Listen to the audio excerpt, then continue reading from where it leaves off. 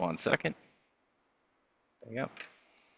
Hello everyone, hello again. We are here for another episode of Tales of the Forgotten Sea with a great group of characters, great group of players. We are playtesting this game that is going under some minor changes that you're going to discover also during the game. David last time suggested something and I playtested it in the meantime with other people and it worked really well. So David, great. Thank you for the advice, and I implemented a couple of rules into it. Also, recently I updated the character sheets because why not?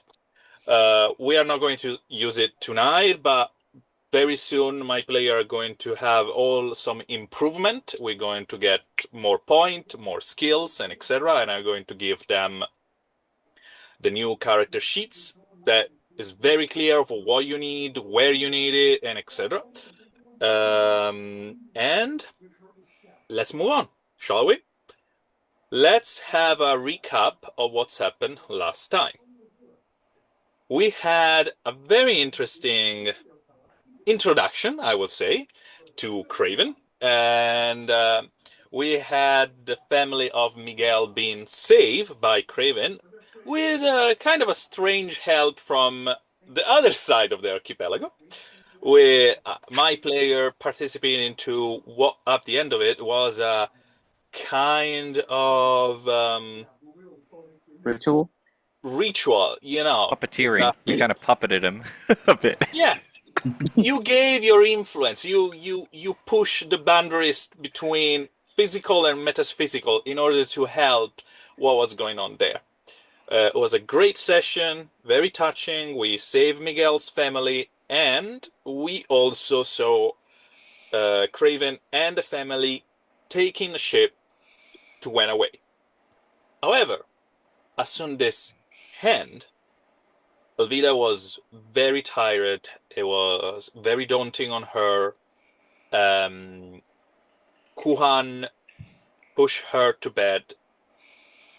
Everyone left. A little bit dizzy, a little bit tired. Something they will carry on this session, just so you know.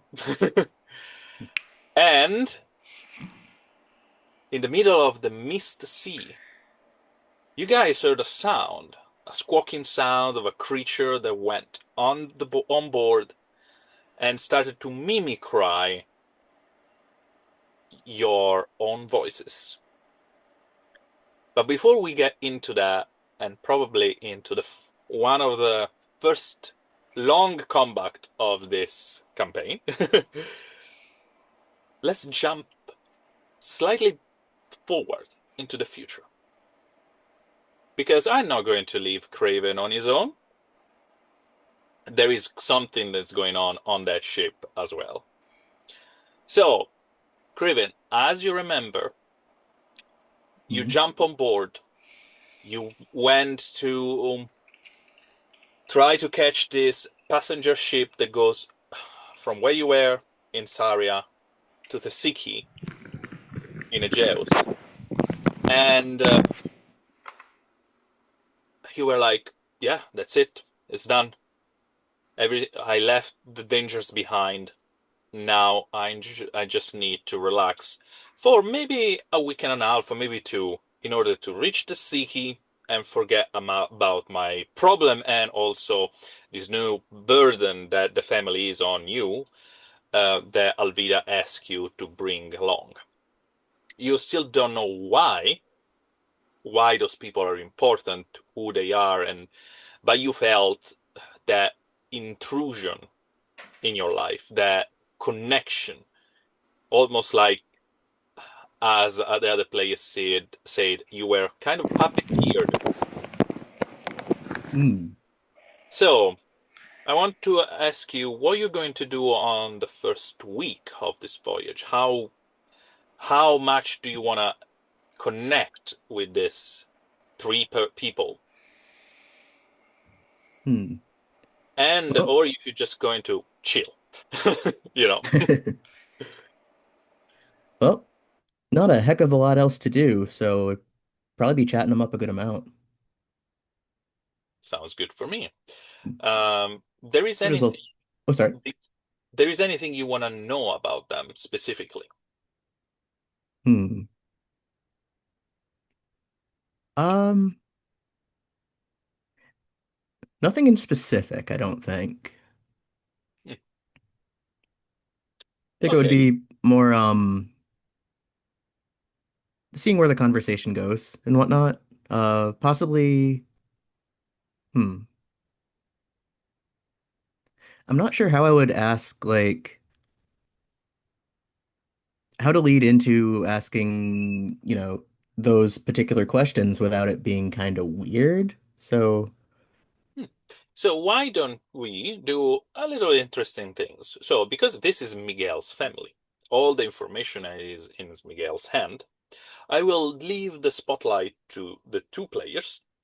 And Miguel, I don't ask you to, to play all the member of your family, but let's say that you are going to share with Craven the information about them, who they are, how they interact with each other, and maybe Craven is going to have some question along the way.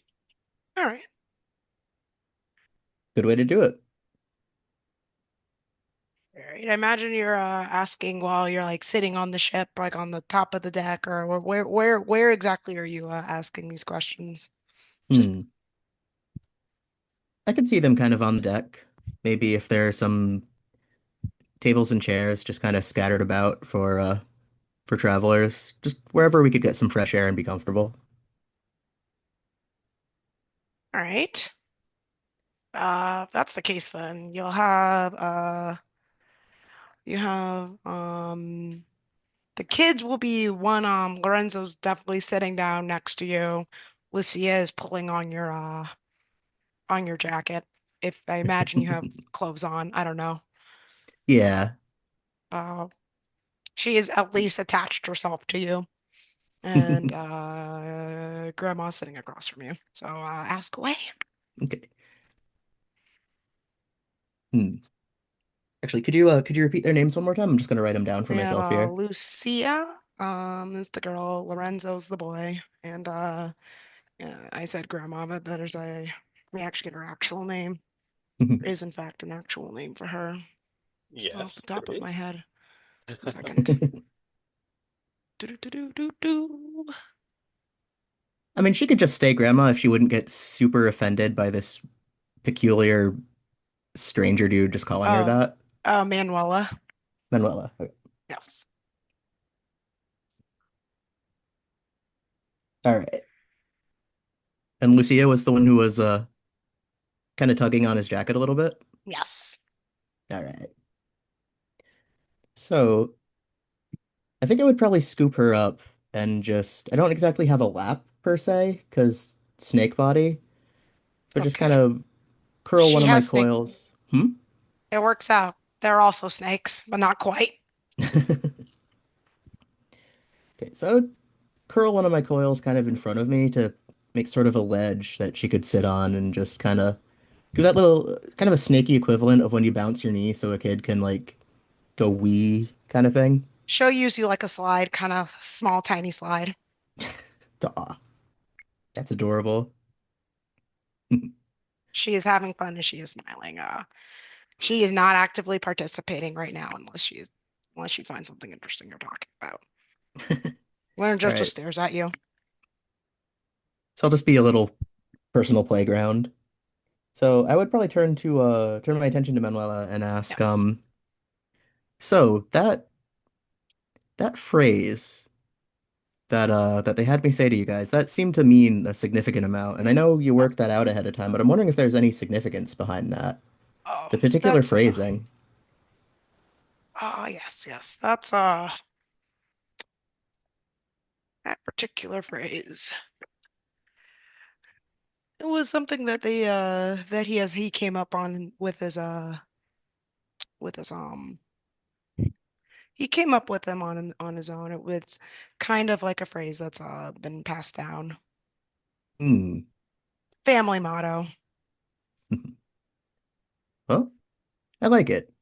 Subtle but effective. Thank you. Thank you. Hmm. She says, I imagine, is there tea? She drink tea. She has tea. This She there takes a is. sip.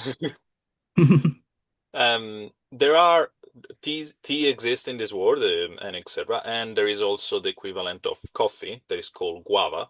That, Mm. by the way, Craven, you are quite aware of because it's produced in Akitos, your homeland. So, Hmm. um, and is also quite popular in the archipelago, and one of the most important product that your country export. Hmm. Okay, Please so carry on. thank you. All So, right. question for you. If you, since Hmm. we're now no longer in danger, who are you exactly? How do you know my son? Oh, well, we work together. I guess you could say we work together. I'm more of a independent contractor, so to speak. Um, the ship gets wares, and they're not of particular value until they're turned into money, and you need a merchant for that. So that's when I come in. Well, neither here nor there, but please, thank you. We didn't realize how much. I can't imagine how much troubles he's in if he sent you and sent you with that phrase. But Hmm. he's been on. She's been traveling. He's been trying to get us out of. As you notice, we don't particularly have the most money, and Hmm. my health isn't what it used to be. He's been trying to, he said he wanted to, or make a better life for us, better living. He's quite the duelist, you see. He learns, he's, goes, goes into, does a decent amount of arena fighting, but he's said he had this other gig going on. Said might be finally what he can have before he can retire. But, I guess it didn't pan out exactly the way it is. Or he's in trouble. Or both. It's Hmm. probably both. I know him. Sorry if I guys if I cut in just to make Hmm. sure that you guys all have all the information. Craven, you know that you were supposed to reach back to the ship because Alvida is starting a new is she's on a mission with a bunch of new people. So probably what this woman is referring is this new mission. You don't have all the details. She keep it quite vague, but Hmm. please carry on. Thank you. Thanks for the extra info. Hmm. Oh, I had something and I lost my train of thought. Oh, Crap. worries. Hmm. She takes another sip. It's been a long time we've been on the open sea.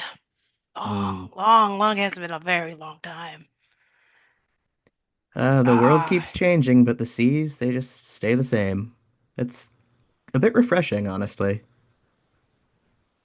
Lucia, no. She looks like she's about to climb on top of your head now, and she's eyeing the side of the boat. Uh, Um, she I kind of Oh, I kind of please. get up from my spot and sort of shift a little bit further away from the edge. Still letting her continue climbing on my head, but just kind of putting some distance between the edge. Like, well, we don't want to be going over there. She's like, oh. She goes back to using you as a slide. Lorenzo sighs heavily. He's like, well, better you than me. And then picks up a book and starts reading. I start shifting my body about a little bit just to put a couple little bumps in the slide to make it a bit more interesting. She appreciates that. She tries to do a loop-de-loop. It goes as well as you think it does. But she keeps trying. But You she's have rambunctious little ones, my friend. yes, she's quite the handful. Um, Lorenzo says at least she's usually bothering me. Thank you, by the way. Oh, it's a pleasure. Kids are fun. Gotta love the energy, you know? World hasn't quite done that whole thing where they, you know, you know, just kind of making an increasingly like bedraggled face. Do I know? Lorenzo thinks. Yes, if it's anything like my book said, then yes, I do know. But you know, just if she starts, actually no, I won't. You'll find out. But she has too much energy. But he That'll be starts an asset mumbling. eventually. Oh, Yeah, sorry. he starts mumbling about random stuff that she usually does to him. Goes back to reading.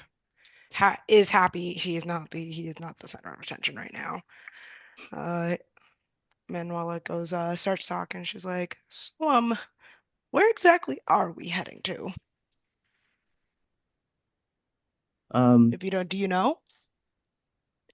Out of character. Can you Yes. remind me? Uh, Tesiki in Aegeus is the central island of the archipelago. Hmm.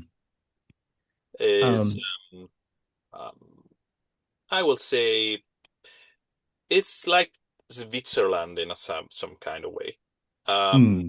it's a neutral harbor, it's a neutral port where um, other things like war or extradition or anything that is the law of other country, they don't apply in Aegeus. Hmm. And this is the reason why a lot of pirates are, kind of welcome there. Hmm. And is also a place where pirates don't, even if they go, they don't do raids in their area because it's a safe harbor. Hmm. Can you repeat the name just so I can write it down? Yeah, Of the Tesiki, that is the name of the city where you're going to, how and do you spell that? Sorry. I will write it down for you so it's much more easy. Oh, thank you. Anyway, is Thessyhi.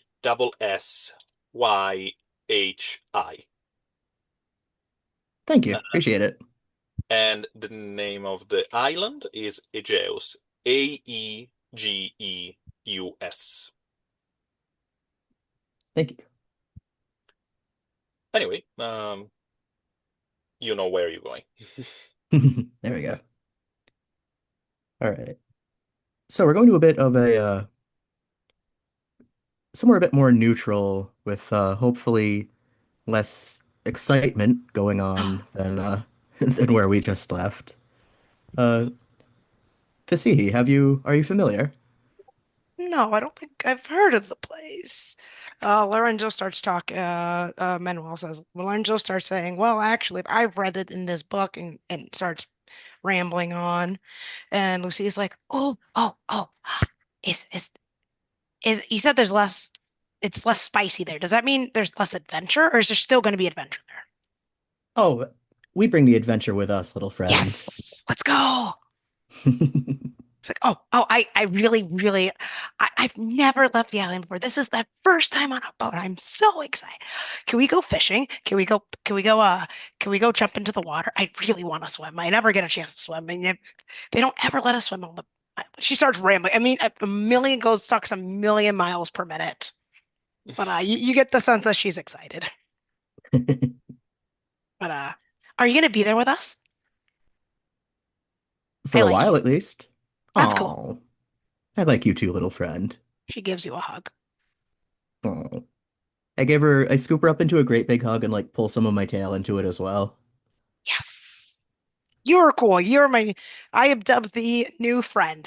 We Oh, were gonna go on adventures together in this new place. She tries to pronounce it. I don't remember. New place.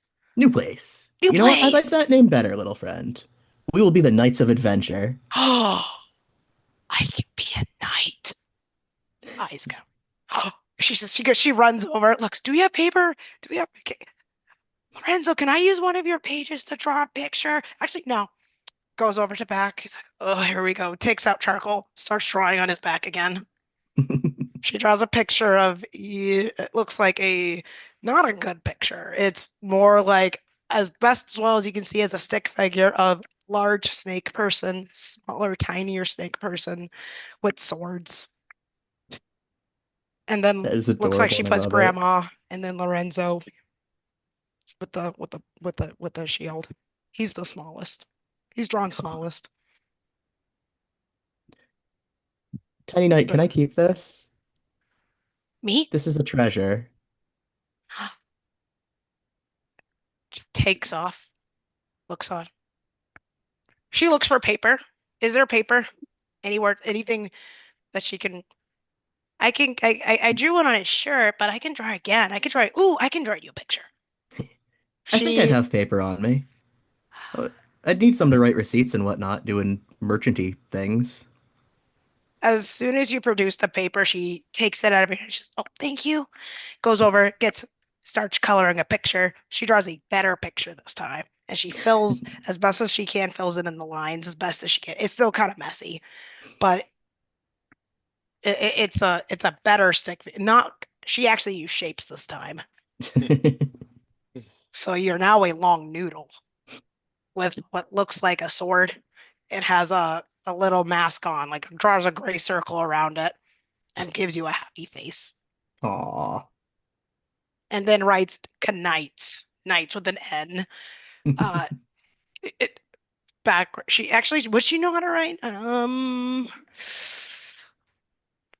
She tried her best. She tries her best. And it's like, Now, okay, as here you go for Mr. Friend, new friend. Here you go. Holds it up. And you now have a. I'll actually draw the picture. I'll draw the picture and I'll send it to you. I'll put it to thank uh, you. yeah. Uh, she does And more of stuff like that. If Manuel is happy, she smiles. She's happy that the kids are. This is the. She looks. I was like, this is honestly the probably the most excitement we've had in a while. But dearie, just thank you for everything. Sorry about being a little suspicious. You never know, but In your think position, I would have probably been worse, friend. It is quite all right. You're protecting your family. That's what you got to thank you do. thank you for understanding. But honestly, truly, if there's anything you've ever need us to do in the future, just know that you have an ally in us. Oh, thank You you. thank you for saving us. I don't think I ever would want to see the kids hurt. They don't deserve to have to deal with the worst sides of the world quite yet. I After having appreciate. the pleasure, oh, sorry. After having the pleasure of getting to know you and them, I would never want to see them get hurt either. So the She's the feeling is quite mutual. I she's hold out a hand to shake. she takes your hand, but then she brings it in. You know the old grandma hug. She gives you one of those, Aw. and Lorenzo says, "Thank you, appreciate it. Thank you for taking care of her. Imagine it on me. She's usually the one bothering, but hey, but actually, thanks." Goes back to Buck. He's a little awkward. So turning my attention to Lorenzo for a moment, I just I kind of hover over him in his book. And so tell me, friend, do I get a hug from you as well? Are you a hugger? He looks up and puts down. He walks over, gives side hug, one arm, and then Lucia comes over. Is like, "No, that's not how you do it. You do it this way." And she gives a hug. Aw. He tries, like, okay. He he he stiffens at first, but he relaxes, and then he gives you a proper hug.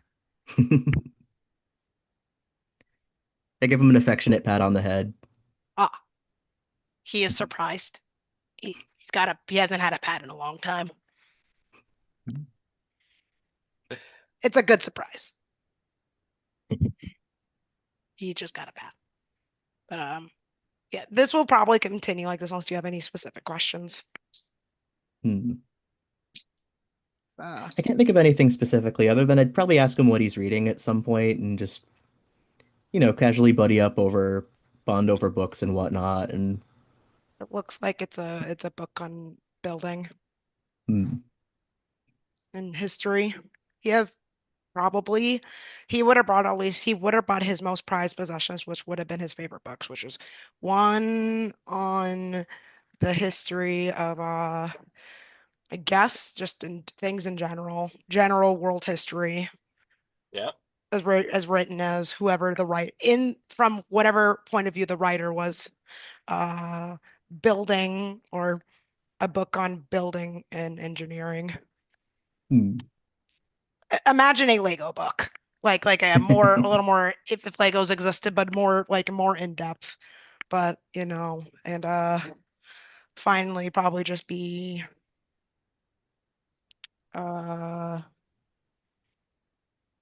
probably actually last possession, probably you see it look not quite a diary, just kind of like a notebook with things written inside. And if you look closely, there might be a picture of something in there. If you happen to catch him looking at it, it looks like a family photo.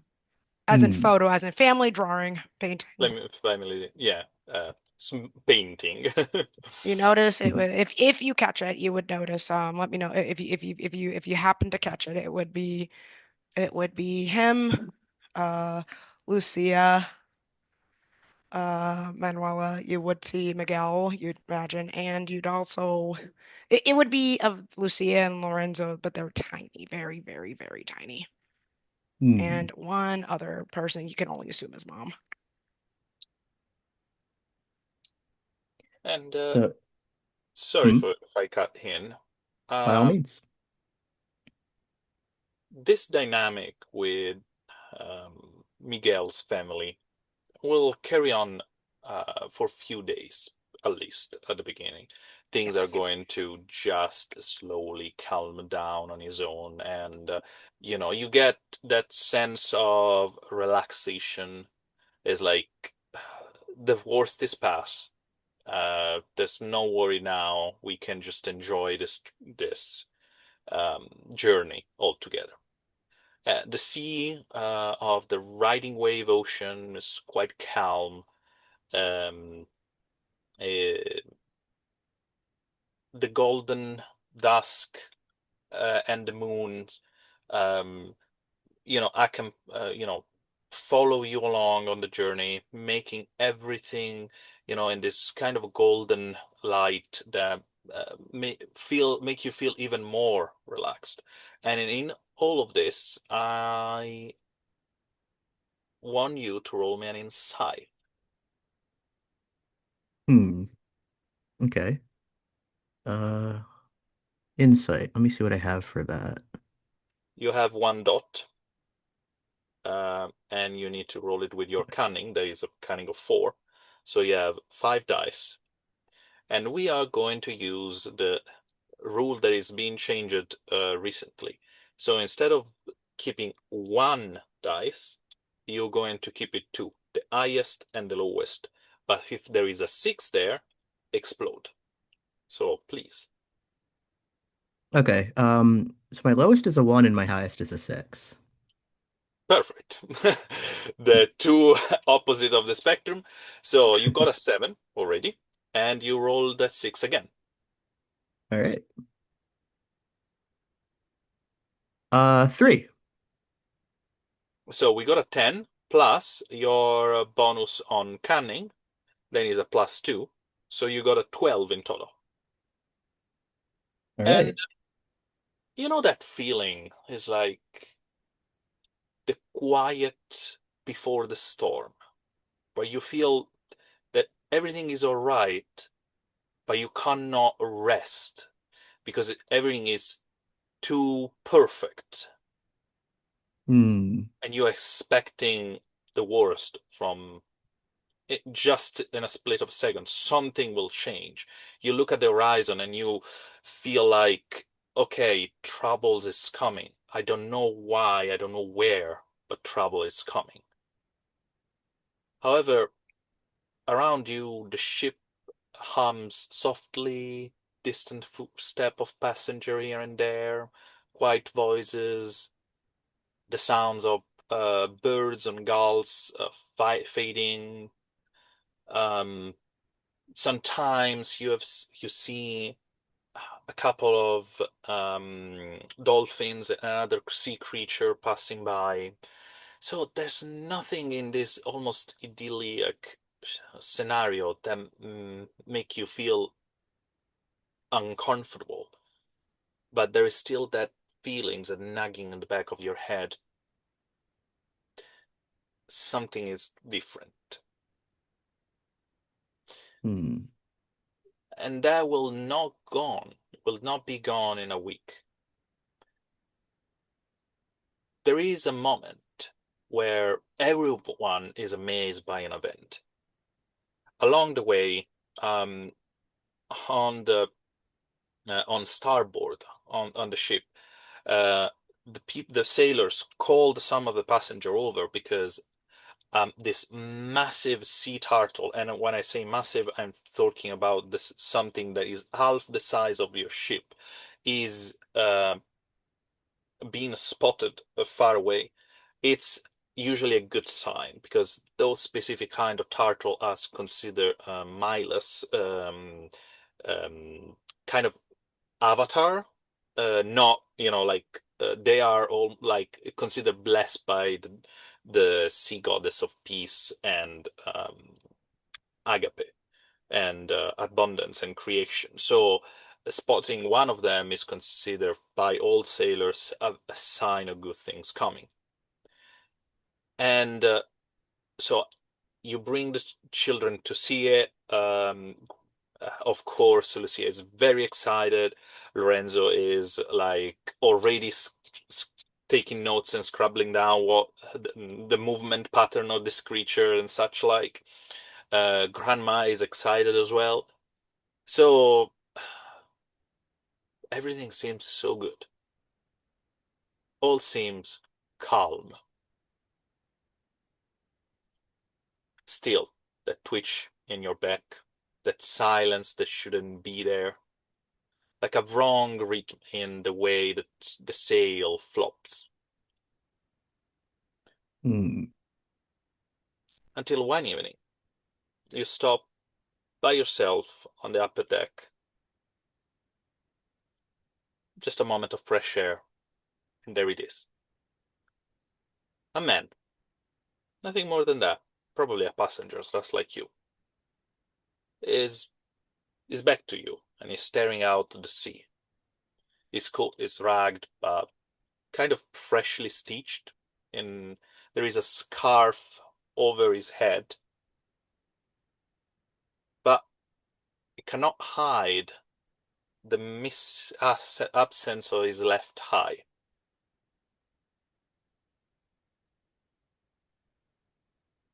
And just for a second, you think, did I saw this guy before? And he eats you almost like a lightning. It's the same guy that was on the docks looking for you. To be precise, looking for the family. Hmm. The guy just slightly turned, just nod in your direction. And both of his hands on the rail of the ship just keep staring at the sea.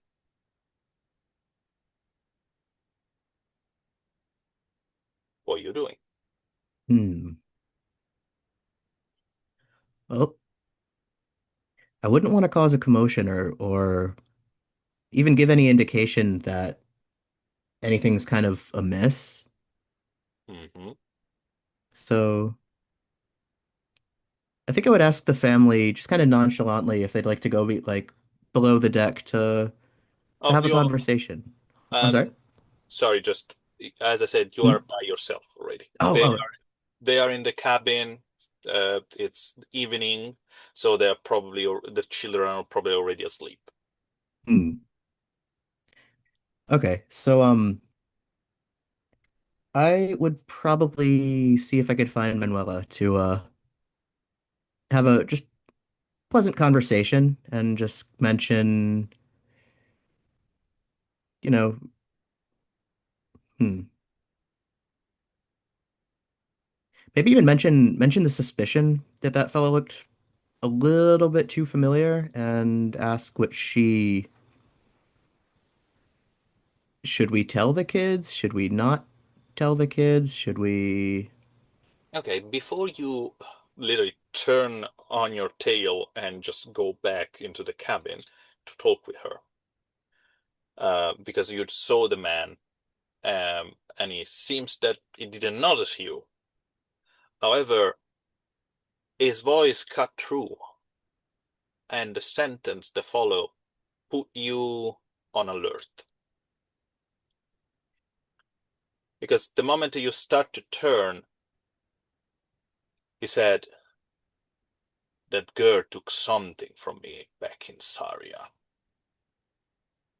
I think it's time to return the favor.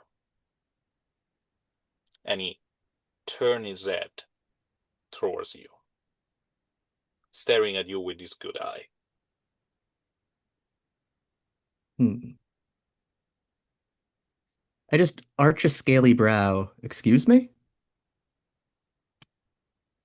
Oh, I noticed what you in the last few days playing family all together. It took me a little bit to understand who you are, what you're doing with them. But I also caught a couple of conversation. Yeah, interesting. Why don't we... Why don't you hand them over? You go on your way on Tasiki, I do my job, and everyone is happy. And what would your job be, ominous boat stranger? This is a bit of a weird conversation to start up with somebody you just met, so let's dial it back a little bit and start there. Oh, my job is simple. I need to deliver them to the right person. Nothing more. I will not harm them, at least I will try not to. Mm. Now, friend, I say this from a place of love. You are not inspiring a lot of confidence. Now, why would I trust you here? Sell me on this a little bit, friend. I've been paid to do a job, and I will take care of it. Honestly, I lost something, and he, gestured towards his left eye, because a small trap made by a child. And that's, let's say I have a little bit of a grudge. Ah, now Now, I can understand that. Okay, we're connecting. All right, good conversation. So, hmm. Now, I'm not exactly in the business of just handing over kids to scary people, so gonna have to take a pass. But I appreciate your gumption. Thank you. Good conversation. I didn't want to do this. And when you say that is take out a dagger. Now, friend, we're on a boat with a bunch of people, bunch of passengers. Do we really want to do like an entire violence right here? I don't think we do. I And really don't think we do. you say this, I just look around and say, "Do you see any sailor with us? Because I don't." And you smile. So that will get you into initiative unless you want to do something else first. Uh, I can't think of anything else other than probably commenting, that thing I said about the not inspiring confidence, you gotta work on that grin, buddy. You really gotta work on that. It's a little creepy. I'm sure you're lovely. I'm sure you're a great person, but my goodness gracious. Okay, all right, good talk. Perfect. So before we enter in combat with you, we jump back in time. Just for a second, because on the other side of the archipelago, from the Mist Sea going into the Fythial Ocean before we get to Tsiki, another group of people is like now gathering on the deck, and everything seems fine until the squawking sound, until that mimic cry. So let's rewind time just a tiny bit, and let's put everyone into combat mode, because that's what we're heading. So, the ship, the Risky Kether, as Alvida call it, or the Swift Wind, or the non-Ugrarian speaker, lies hushed, heavy with fog. You feel it all around you like a damp cloth clinging on your skin. You just finished that important ritual and you are kind of tired, a little bit under the weather, like we say. The mist sea that surround the ship is created this dense fog that is seems to smother everything, color, sound, etc. Shadow of other sailors whirl just beyond reach. On the main deck, you barely see people. There is definitely someone hide along the mast. They almost drift in the wind, in the middle of the mist. Then, Jarvis, that was you. You see it. You see this creature perched on top of the starboard rail. Yep. It's shaped like a bird, and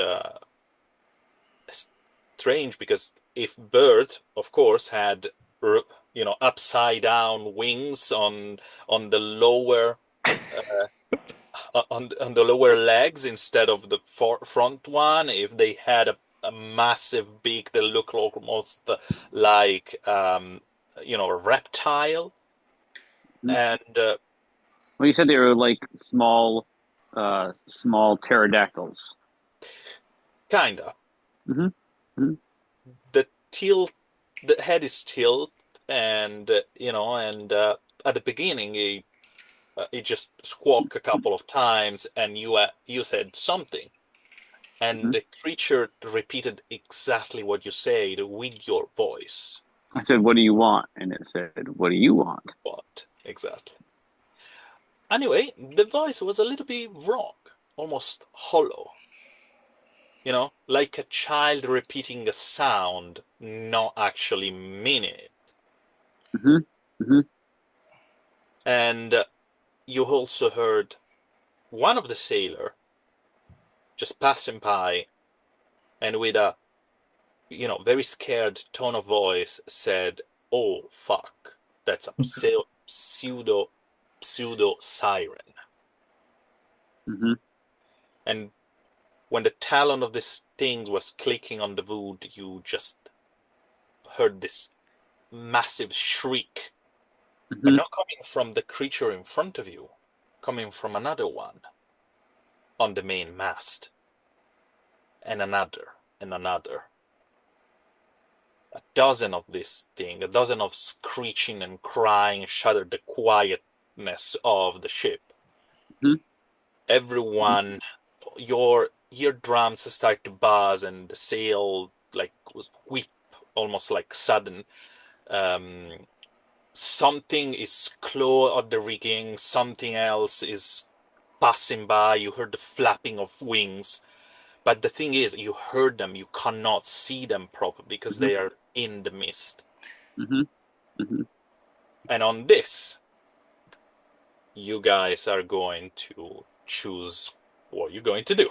So, Sorry, Brian. no, go ahead. So it tried to do something, or they tried to do something to me, and I was able to make a wisdom check Yes.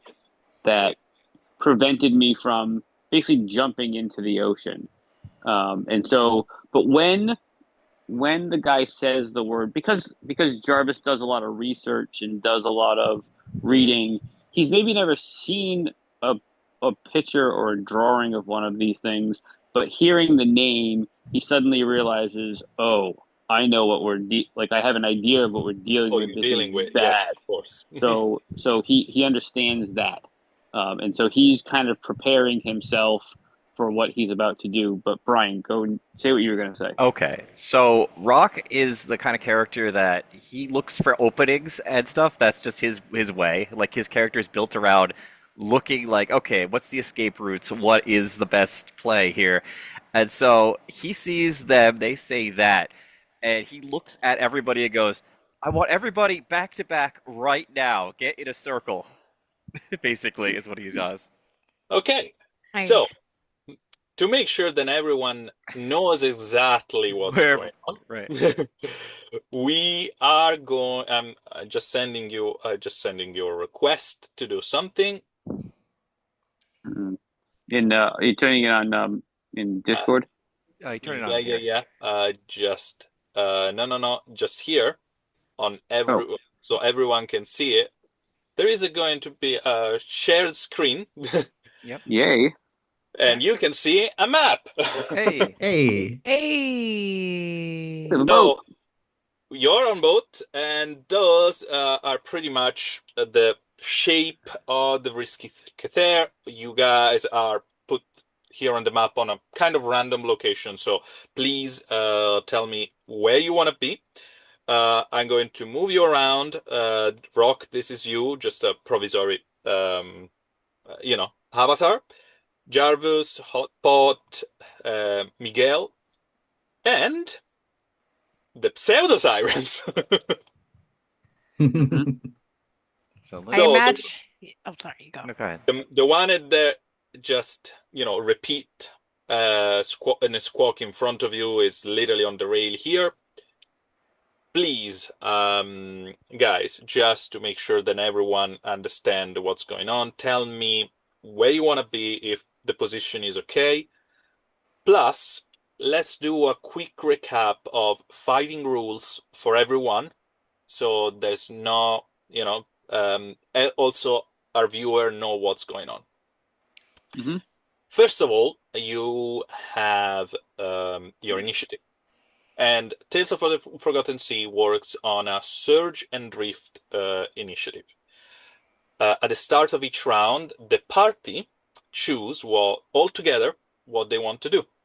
If they want to surge, they act immediately, taking the initiative, and decided, okay, you go, I go, you do this, I do that, and etc., etc. So above the table, you can discuss your action, or if you don't have something immediately in mind, someone can start and you can jump in immediately. If you want to drift, you wait and see what the enemy does first. What happens if I choose to surge as an enemy and you choose to surge as a PC? We fight for dominance. At that point, one of you is going to roll 1d6 against me. So you choose one of you as a representative of the whole group against the GM. And whoever roll higher, go. As I said, all players can act together as one side. The order within the group is chosen freely. And you can plan tactics, combine action, launch united strikes using critical token. But anytime me or you fail a roll, the other, using their reaction, can jump in. So let's say that Jarvis tried to cast a spell and it doesn't work. The pseudo siren can jump in and try to, counteract that and swoop down and try to bite you. Something like this. Or vice versa, the pseudo siren does something and I fail the roll. The players can say, oh, you know what? I use that moment to jump and stab it on the wing. So it became a storytelling moment between me and you with back and forth. May I interrupt you there for 1 second? Yes. Um, does it only have to be on the one who failed the roll, or can it be on a different member of the group? Or So for example, you do something and Rock want to jump in immediately after you. Mhm. That The siren attacks me and it fails its attack roll. yeah. Can can can Rock use that moment to can Rock only use that moment to attack the same siren, or can Rock use that moment to attack a different siren?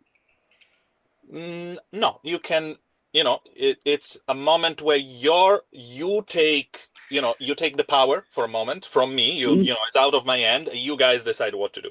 So Okay, it just can be a want to make sure it's. continuation of the story. It's Mhm. more like cinematic in a way that you, as a movie, you go from one scene to another, almost like the camera is following you around. So we have the fighting going on, and you see it from Okay. multiple point of view. So it's Okay. it's close to the spotlight system that I've seen in the Critical Roles game has, where you focus You on right. Yes, You yes. focus on a character, and then we move the spotlight to a different character, and we kind of decide as a group who the spotlight is, basically. Okay. Okay. I get it. I just want to clarify that. That's all. Yep. No, no, fair enough. Yes, you mentioned Daggerheart. That's the Daggerheart. Yeah, I played that relatively recently. I played like a one shot of that. So during your turn, you have actions and reactions, as I just mentioned. Your action are attacks, casting spell, try to grab something, and there can be a movement. They can be, tuck and roll, and other things like this. More complex skill check to lower stuff like just reloading your gun.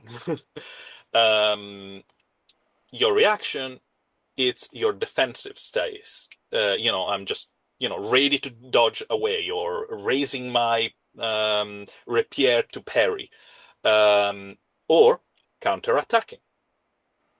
In case you see that person fail the attack towards you and you just jump in and stab back.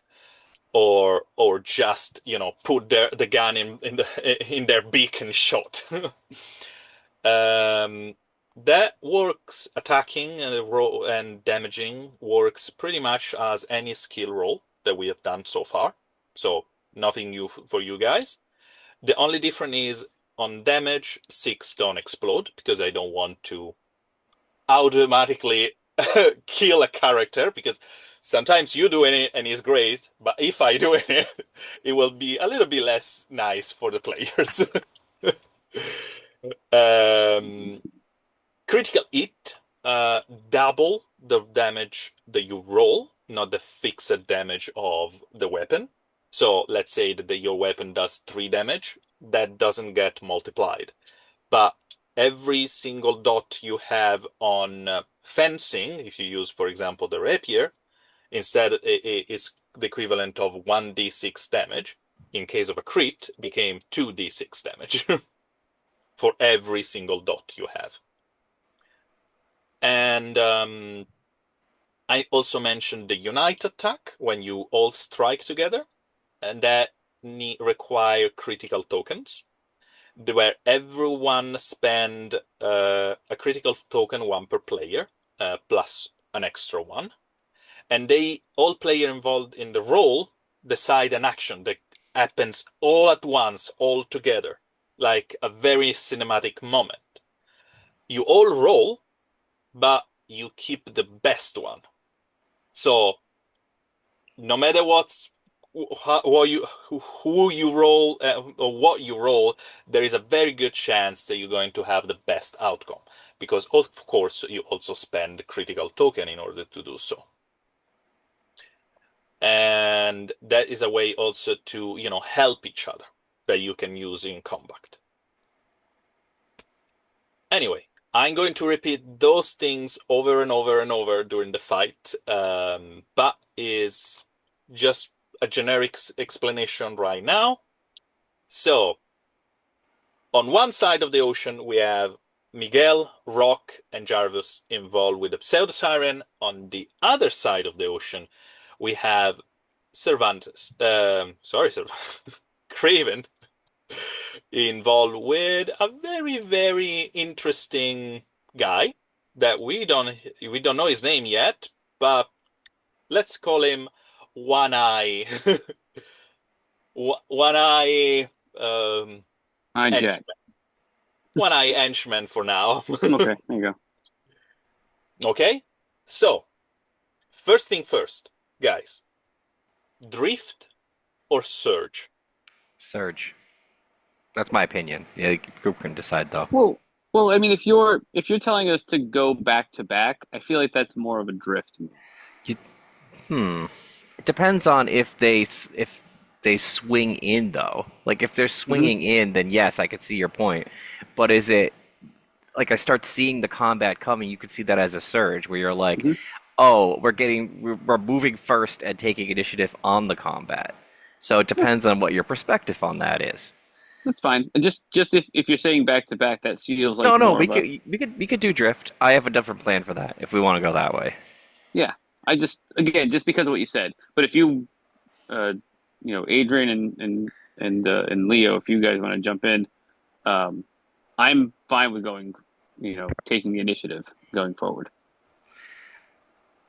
I'm good with whatever. I have ideas. Actually, oh, sorry. Go ahead.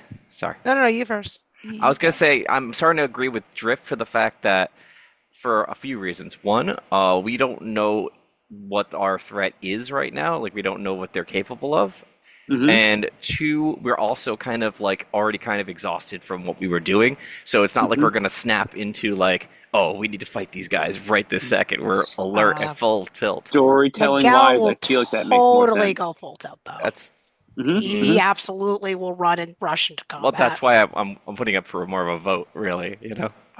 Yeah. If you ask him to, he is normally he would go into combat and go and do the thing. But if someone did mention, hey, everyone huddle up, he'll do and huddle up and wait. So you give him directions, says, hey, let's do this other thing. He'll follow the party. Well, like. But, I can't give explanation until we're actually in the, you know what I mean? Like no, that's what I mean. Okay. But I'm letting you know that So- he'll. You see him take out his rapier, and he Okay. looks like he gets you get the look of the flip of the switch of, oh, I'm fighting.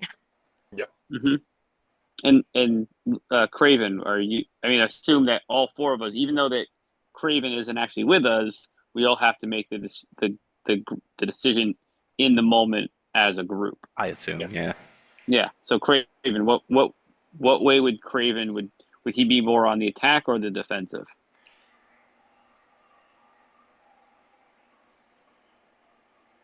I didn't realize I was muted.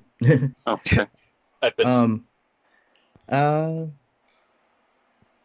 didn't realize I would be part of the decision. Maybe. I feel like he would not be very proactive in a fight. He's kind of he has his name for a reason, so to speak. He's a little bit of a wuss. That's kind of what I was thinking anyway. Just especially because of how you were talking to them, even when they pulled the dagger out.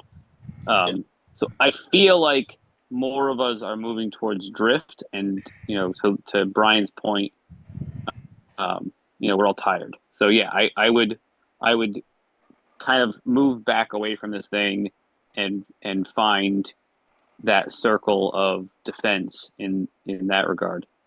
But yeah, still ready to fight, but just giving it that just one extra beat just to see how much danger we're really in. Yeah, that's kind of like a semicircle because, again, there's only a few of us. I assume there's like NPCs and people like kind of filling in the gap, but like sort of like, okay, if they're gonna come in from the fog, we don't want to like accidentally jump out on one of our friends. That's like his thinking on this anyway, and so we should be within like line of sight of each other and kind of not walk out into the fog because he looked at Miguel kind of like, I don't want Miguel to go surging off into the fog, and then we don't know where Miguel is anymore. Oh, he's ready. You see him. He's battle ready. Yeah, He's ready to go. yeah. I think I want to do. I want more of these things to be closer together. So that's fine. Right. Let them go. Yeah, them converge on us. So I'm going just to describe what's going on for you guys. So you just shout, everyone get together. Miguel, ready with your rapier in hand. You are instinctively ready to go and fight. However, the rest of the group is started to get all close together, all just to make sure that they cover each other's flank. I'm guessing you will allow to follow it, or you are going to be a little bit, separated from the other just because you're still ready for a duel. Hmm. He will be a little closer by than he would normally be since they said let's cover each other, but he would be slightly like, how they're like huddling up. He wouldn't be like exactly back to back. He would be a little bit like in the semicircle, but like a little just in case he needs to do like a roll around and do a weird like maneuver. Fair enough. And that is, um, the little moment where in the chain of event there is that moment, there is the missing link between 2 points of a chain. And that is where one of those things will swoop in from behind you, between you and Rock, and from up into the main mass, just swoop in behind you guys and try to scratch you in the back. Now I'm going to roll, and you guys have something on your character sheets that is called guard. That in the new character sheets, by the way, is being the name is changed, but we're going to call it guard for the rest of the night. That is a value. That is the amount that I need to roll in order to hit you. I had one Where last would guard be question. found? I'm sorry, you first. Sorry, I had one last question. How many do we have a certain number of reactions a turn, or do we have a certain number of reactions for the combat itself? Each one of you have a certain number of action and reaction every round. Okay, Uh, at the moment, just to ease you in the combat system, we are going to go for one action, one reaction to make it simple. So you guys don't easy. feel overwhelmed by the amount of choices and strategic and etc. When you guys feel a little bit more confident in the next future, we are going to do 2 and 2. That is the standard amount. That's fine. Uh, Where is guard on my sheet? Because I am not finding that. second page, second Second. page, I see speed and guard. exactly that. Oh, it's on the top. Okay, I was looking for a little stat that was marked. Hmm. Never mind. Okay. So are we taking agility and dodge and adding them together? There is a value on the agility and a value for dodge. The Yep. thing is, while agility is a fixed value because it's come from your main traits, the dodge one can go up. So at the moment, let's say for example for you, Rock, your agility give you a guard of 8, but thanks to your 2 dots on Yeah, top, I noticed it wasn't on the sheet. I'm gonna adjust that now. yeah, Um, it's your guard is an 11. So I know I need to roll an 11 to hit you. okay. um, at the moment, but you are not my target, while Miguel is, and Miguel is also on an 11.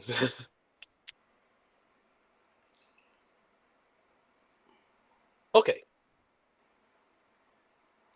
The creatures whoop in, and you, Miguel, feel the wind behind you, and almost like the feeling of those little claw try to scratch you on the back. However, you twist on the spot. And actually, you can react to that because I failed. All right. Reaction. As he dodges out of the way, he tries to fly back and scratch him. He takes his rapier and he's gonna, the I said he was going to he's gonna twirl around and in the middle of the twirl, he's going to thrust it right through the whatever this creature is. The pseudo siren. Yes, Okay. Salazar. Just to I'm okay with all the action and etc. Just to make sure that you have all the option in your head and you're sure about what you're going to do. Using your reaction like that means that if something else will attack you, you don't have reaction to defend yourself. That's perfectly fine. So now, using your rapier, you roll me a fencing roll. So your agility plus fencing. Okay. And yep. We are going to be a little bit slower at the beginning because everyone is going to easy into your action, reaction, roll to do, and etc. And we're going to move faster as soon as possible.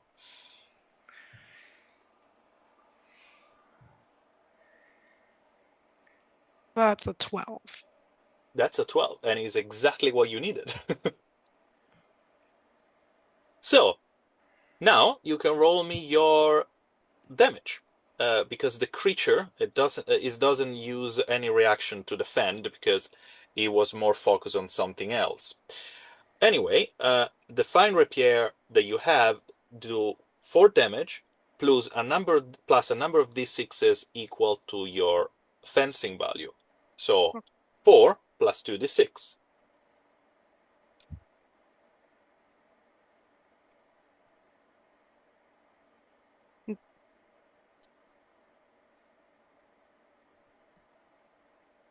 $17. Okay, so with this movement, the creature land close to you, and with just as just one hit of your rapier, you cut through one of the wings, and the creature tumbled down on the deck, and with a squeak and a gargling sound, it stays still. Miguel smiles, pulls his rapier out, flicks the blood off to the side, puts on his stance, and gives a look, a grin of like, all right, who's next? Perfect. So we're going back to the rest of the pseudo-siren because it's still their moment, it's still their momentum, and at that point, something changed in their tactics. They just saw one of their own being easily killed by one of you, and you hold ear discordant voices. There is a child in there, there is an old woman, there is an adult, there is a graspy, like voice of a sailor, all just saying weird, disconnected, cacophonic things, probably phrases that they learned or heard and just mini crying back. And in this whole, mist, is almost like it feels almost like you just in the middle of like a square where people shouting. But there is a moment where a different screech, a lower one, a loud and more intense, break this noise, followed by a silence. And that screech make all of you, except for Jarvis, roll me a wisdom check. Wisdom check is you rolled your wisdom as it is. There's no 6 exploding. You just do the entire amount and you tell me how much is it. Jarvis, you don't need to roll it again because you saved it last week. So for the next few hours, you are kind of resistance/immune. There is an exception, but we are not there yet. So, He okay. he can hear it. He knows it's coming, and so he can kind of steel himself against it because he just dealt with it a moment ago. Yep. So it's 2 wisdom dice, because that's what I have. Oh, plus Yep. whatever. Oh, is it just the 2? Just the 2 plus what you have as a modifier. Gotcha. Okay. This will go great. All right. It's your highest stats, my friend. One of my greatest stats right there. Oh my god. I actually didn't screw this up. All right. We're going to go. So I roll a 5 and a 6. And I got a plus 1 11. modifier. Yep. So 12. 12, great. Nice. For once, Rock didn't mess up a critical moment. Okay, I Mhm. Mark rolled that on a the chart. 10. And you roll a 10. Okay. Yes. So, Rock, Yes. are like, oh, I don't like this. Yeah. And you just tilt your head, and instinctively, some of your snake is almost like going, Yeah, trying to like cover my yeah, ear holes. try to cover your ear just to protect you.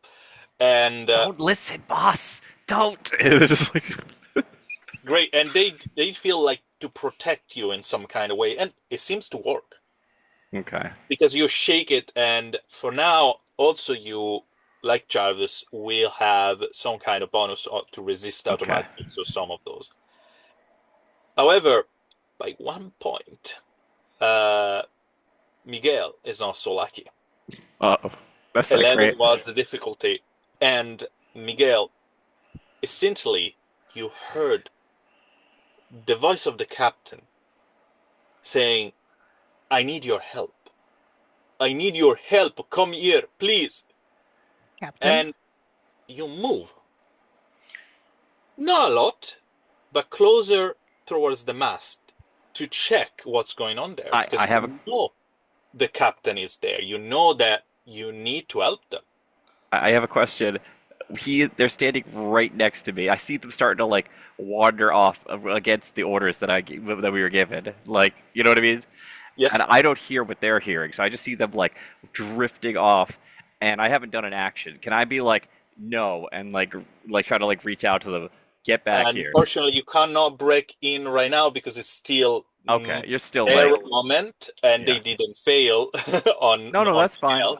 I'm too busy with the snakes thing. Okay, Yes. gotcha. However, good thinking. When he gets back to you, you can probably try. Is like Yeah, that's fair. a couple of steps, no more than that. Okay.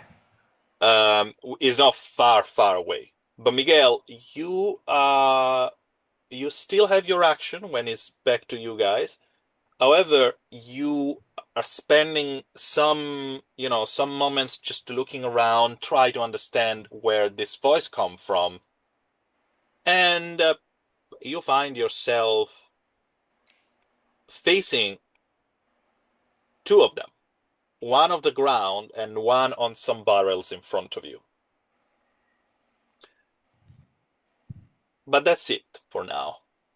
We jump on another booth where the one-eyed henchman just take out this knife and is lunging towards you, Craven. If I remember correctly, and looking at your character sheets, your guard is 9. So let's see how it goes for you. Where is my guard? On the second page, under your health points, speed and guard, you can find it there. And Okay. with an 11, I hit. So you have now a choice to make. You can try to dodge or parry, or you can take the damage. Definitely gonna try to dodge. Please go for it. Or let's see. You Oh, I don't have have anything for parry actually, so yeah, dodge it is. You can still try to parry. Of course, you are less proficient in it, so there is going to be some malus. However, you try to dodge. Your dodge is 1, so you roll your agility plus your dodge. You keep 2 dice, the highest, the lowest. If there is a 6, that 6 explode. Okay, so agility plus dodge, that would be 9 dice, right? No, it will be 4 plus 1, 5. Oh, 5, but maybe. It's okay. Let's see. And highest and lowest, you said? Highest and lowest, yes. Okay, highest is a 5, lowest is a 1. A total of 6 plus your agility bonus. Okay, which is 8. Your agility bonus is a plus 3. Oh, wait. I was looking at the wrong place. That's a nice mixing agility myself bonus. up. Okay. I was like, 8? Wow. No one can have that, but good for you. No, I wish. So 9. Okay. Good, because it's exactly as you that is his guard. So you see this man just lunging at you, try to stab you, and and around your ribs, and you just use your snake body to just dodge it out of the way. Now, guys, it's your round. So who's going to go first? Not me, because I'm being I think the captain's over that way. Okay. Man. Sure, because that makes kind of weird narrative sense, because I just saw them wander off to my left. I just saw them kind of like go off into the fog. I'll go. Sure. Rock will take the spotlight if you don't care. Yeah, yeah, please. Okay. Um, man, like no, don't go. Like I'll be like basically yelling out to them, don't go, that direction, and I'll like kind of chase after them. I think that's Okay. my first action is probably just moving in that direction. I don't know if that's all of my action, but No, moving just a few feet away, yeah. it doesn't cost you any action. Do Also, if you yeah. look at your character sheets, there is a speed close to guard, Okay. and you have the number of feet that you can do with zero action, one action of all your action. So you can move quite a bit. In your I'm case, it's I'm a 17. generally fast guy, yeah. Yes, exactly. So you can do 17 feet with zero action, so you can just, you know, get closer Oh, without. all right. So then I will be able to reach that distance pretty easily. Mhm. Do I see what he sees? Like, do I see those two targets? Yeah, when you get close to Miguel, that is looking around, and he just realizes of those two Mm, massive beasts. You just, just why it's like instinctively you try to understand why it went away, and you saw them. You okay. see them Got immediately. it. As I clear the fog kind of towards him, which one can I appraise? Like, can I see which one looks like stronger? Can I tell the difference between the leader version and the non-leadery version? Or do they Okay, all look the yes. same? I can have you, but that will be your action.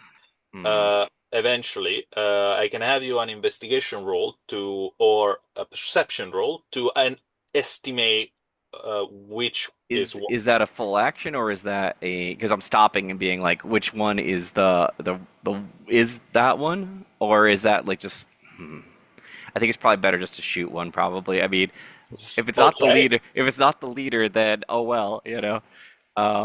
All right, There is so definitely some difference in physicality between the two. okay, which one looks wait, okay, let me not do a full investigation. I look at them. Just Is just there, shoot the brain. I know, just give me a second. Is one of them look like jacked? Like does he look like a bigger one? Okay, so one of them seems a little bit more lean, Yeah. and it's the one that you can see a little bit Animals more. go in alpha packs. So, and by Yeah, the a little bit more in the background between the two of them. The closer one, the one on the right side, it's a little bit more chunky. big Okay. and bulky. However, we are talking about birds, I'm so we are aware. not talking about massive things. This is not like a vulture, you know? Okay. So I will say this up front.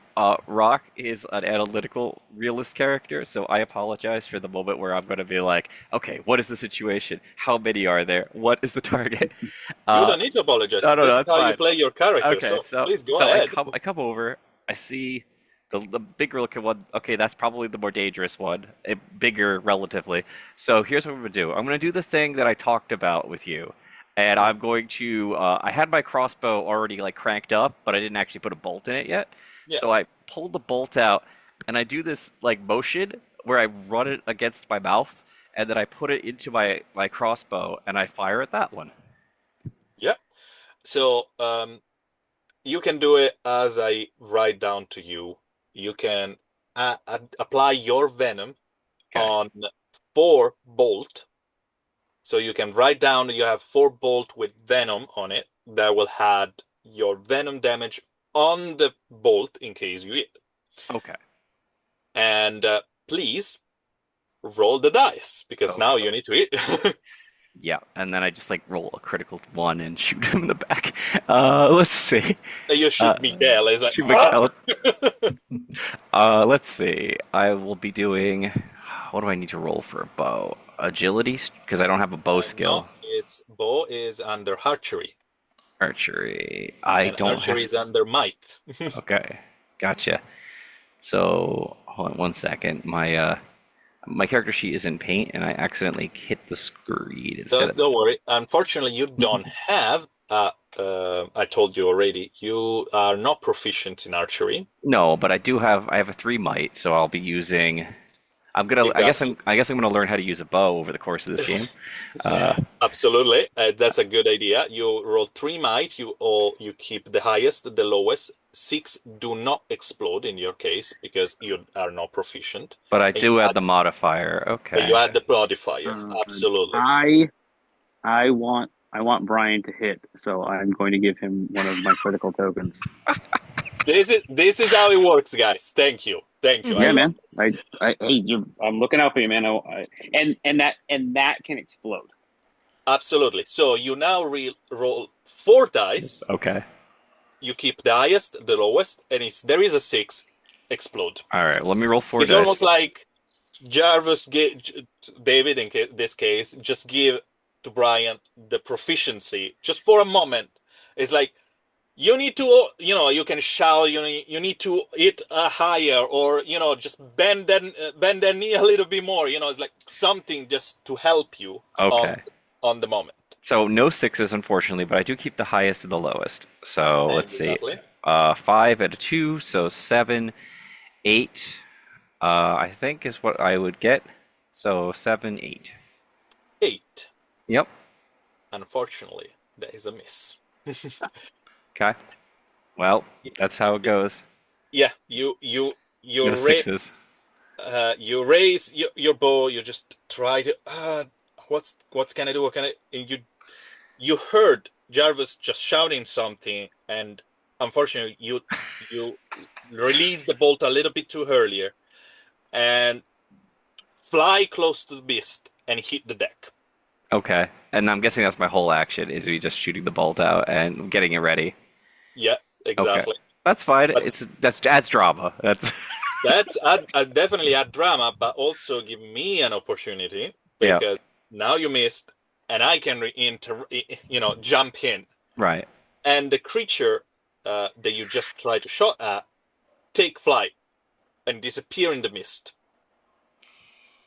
and you just had the sensation of, okay, they are still around here, and you hear the swooping sound of something just come in front of you and try to claw you on the chest. Let's see if I hit. I don't think that's the captain. I don't.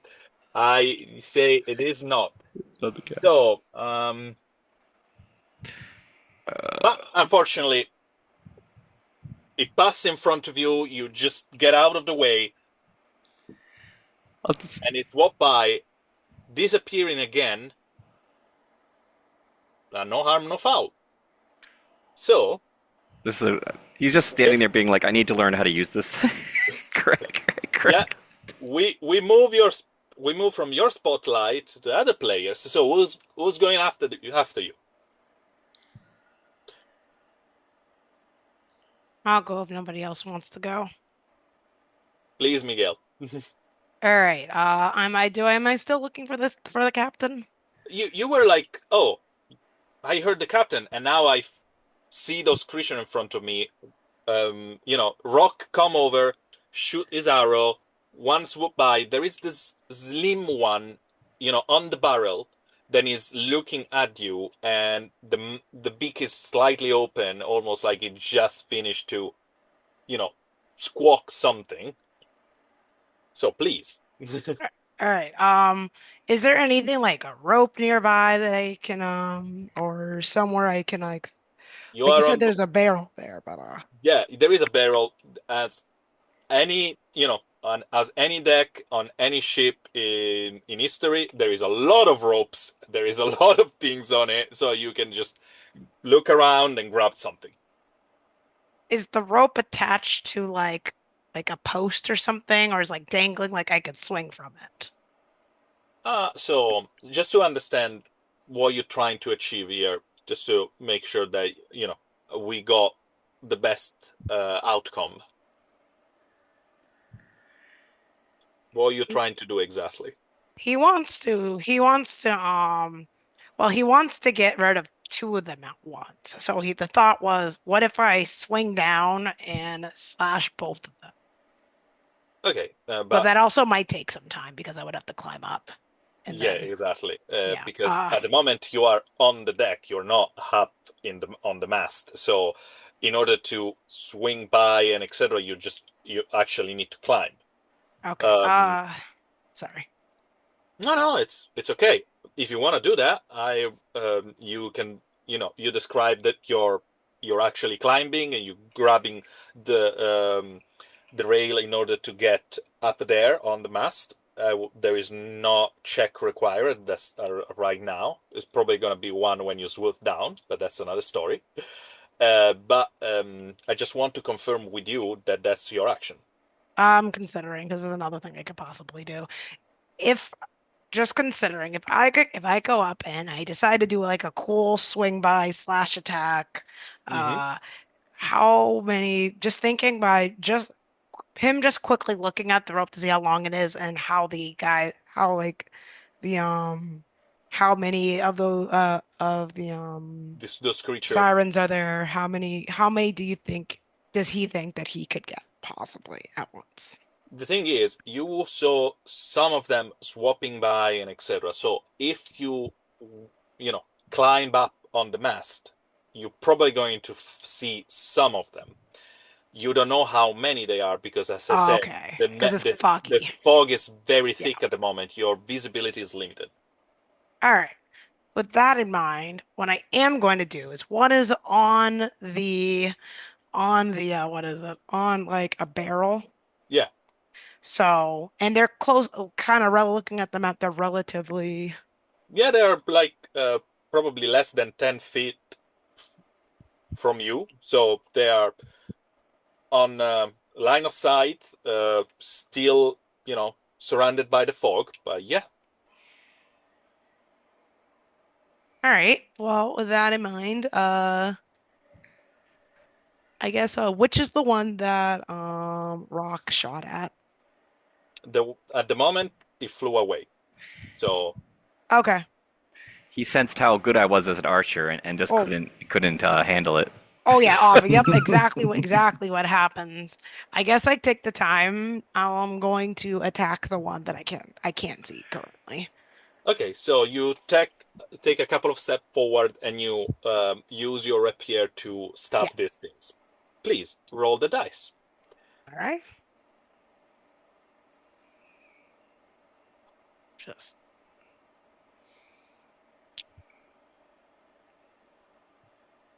a second.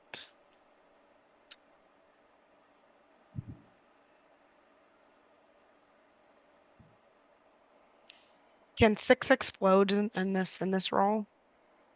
Yes, because you're using your fencing and you are proficient with. All right. Miguel getting a high kill count.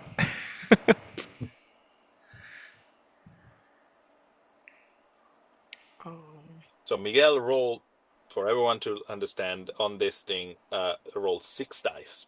Keep Yes. 2. Yeah. And And I- can keep the 2 highest. Right, and then you get the bonus, yeah. And the Yep. bonus. And if there is a 6, explode.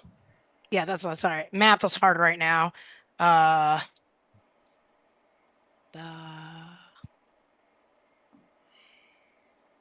think that's a 20. If I'm counting this correctly. Okay, so Miguel is a monster. Let's just put it that way. that is a crit right there. So you took first thing first, you took a critical token. All right. Secondly, those things don't have a higher amount of HP.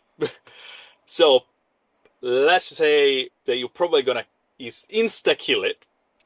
But please, just for the sake of everyone, roll those 4d6 plus 4. All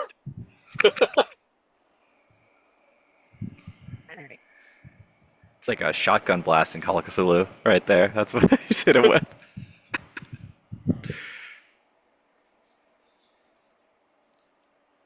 19. Oh yeah, it's Okay.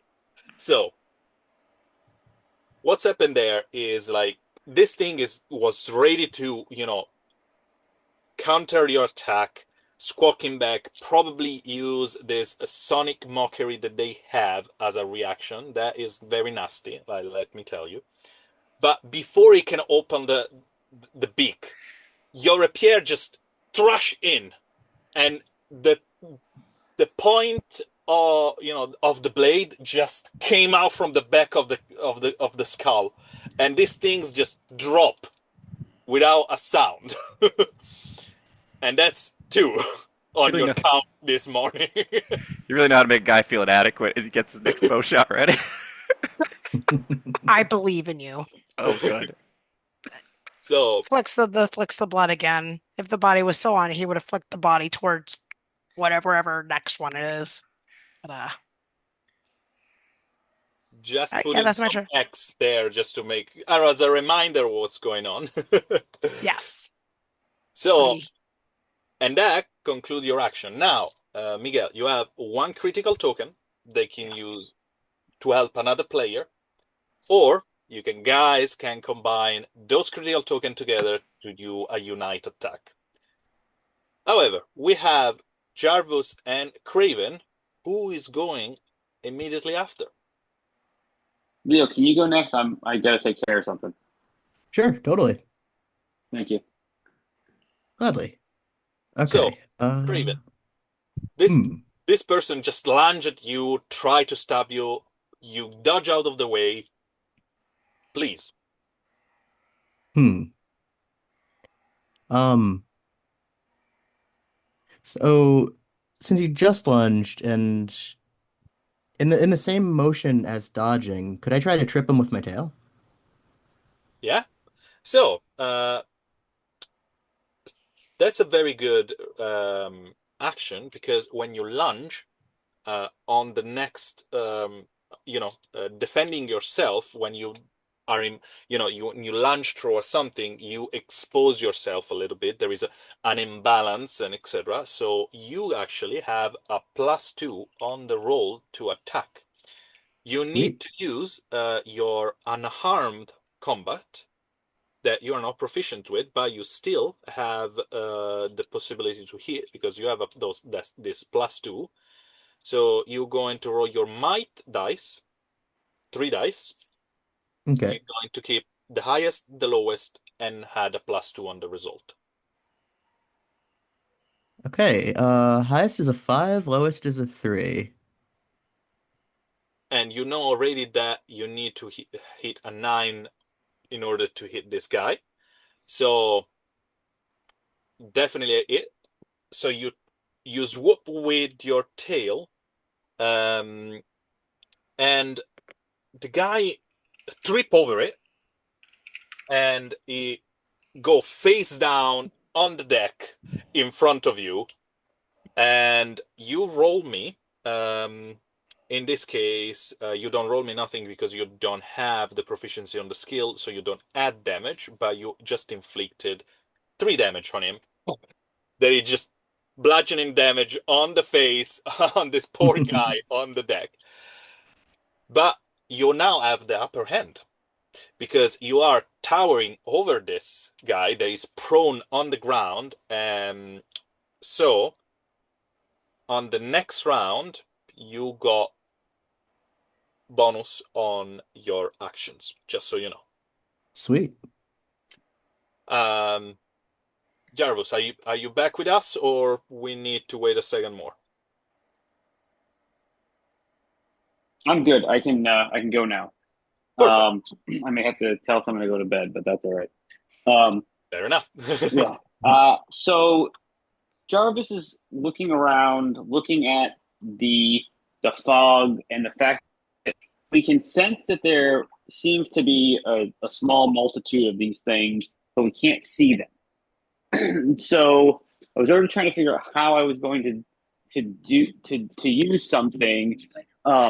But so he is going to actually use one of his lesser spells to try to deal with this situation, and he's going to use Call Rain. Okay. So he is basically going to try to make the fog in a 30-foot radius fall, so that Oh, we're all going yeah, to get because of wet. the rain. We're all going to get wet, but he's hoping that a decent cone of the fog, and he's going to try to do it at a point higher than than like he's not trying to do it right above his head. He's trying to do it a fair distance above, like closer to the top of the mast. So it will really kind of open up that area of vision, so we can actually finally see where they are. At least a good number of them are. So this that I'm drawing on the map for everyone to see, it is roughly the radius of your spell. Okay. Roughly. If you do it with, this is your center, so roughly speaking. Exactly. That's exactly what I was thinking. So it's got a TN8. So I don't know if I still need to roll that to find out if it's Yes, if you it's. do. Yes, you do. I figured it did. I figured I did, but I just. No, of course. So you roll your wisdom plus your spell. Hold on one second. I don't think I think I'm just rolling wisdom because I don't have this spell written down in the regular spell list on my Okay, character so sheet. you have it on, is not one you're not proficient in the spell, but you know the spell, so I you know the keep spell, it. yes. Okay, Yes. so please. So I'm just However, gonna roll you 3. have also your Tempest Grasp book. Yes. And that was the other thing. So, yeah, Dag had +2 on the roll because you're Okay. casting, a novice spell from that list, and that it help you to roll it. So please. So I'm rolling 3d6 and then adding 3 to the total. To the total. Plus, Okay. you keep your highest and the lowest on the 3d6 you roll. Okay. Great. I don't know if anybody wants to give me a. I think I'd be all right. So I only need to get an 8. Famous last words. 2 1s. Yeah. Mast explodes. Mhm. Lightning bolt comes driving down. So that is a 4 to 2, so 6 plus the 3 is a 9. Okay, you're So good. the spell goes off normally.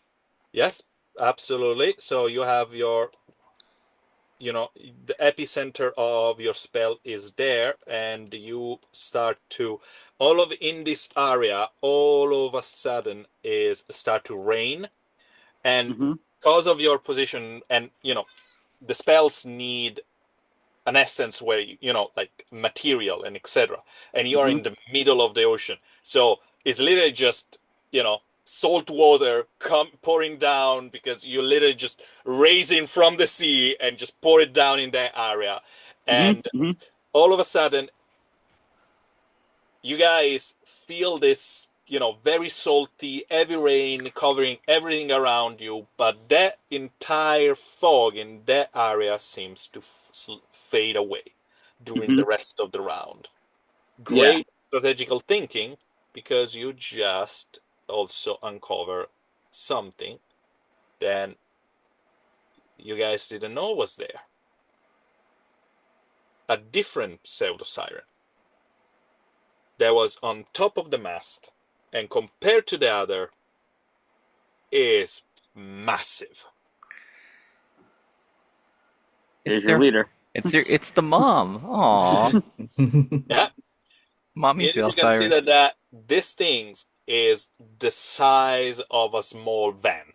Oh jeez. How's the sail not getting broke? It's just chilling up there. That is the reason it's on the crow nest on top of it, and he's just just landed on there, and he's just looking down at you guys. Jarvis, that conclude your action. However, you heard something, and that is not a sound that comes from the pseudo siren, because at the moment they are just confused by the absence of mist, all of a sudden he's like, where is this, rain come from, and etc. Where's our cover gone? And the sound is in the back of your mind, and is a female voice, almost subtle, that said, "Give it back." So I wanted to, and I apologize, I didn't say this before, but so Jarvis kind of looks at the situation and he clenches his fist. He's holding the ring, and he's looking for that little something extra, because this is a spell that he hasn't really messed around with too much, and he throws his hand into the air as if he's throwing sand into the air to kind of seed the cloud, and he causes it to rain, and he hears that, and he kind of clenches the fist again, and he goes, "Make sure I find you then. Give me power." Okay, nice. I'm going to ask you a roll for it this next round, because Okay. that's where we're going to. Yeah. And at this point, because everyone act, I act, and etc., I'm going to ask you guys again: surge or drift? Surge. Surge. Let's go. Surge. When the fog drops, everybody's just like, okay, and it's just raining on them. They're like, no, this has got to end. We just turn the tide, move forward. That's guys. nice. That's what I want to hear. However, they want to surge as well. Oh. So, who is going to roll against me? I kind of want Craven to roll, because it's kind of fun just to have the person who isn't directly in our combat. Because we did so much manipulation during his thing. Let's let Craven roll for us. That'll be fun. Yeah, go for it. Please go for it. You roll 1d6. That's it. And I already rolled, so I know my result. All right, 1d6. I got a 4.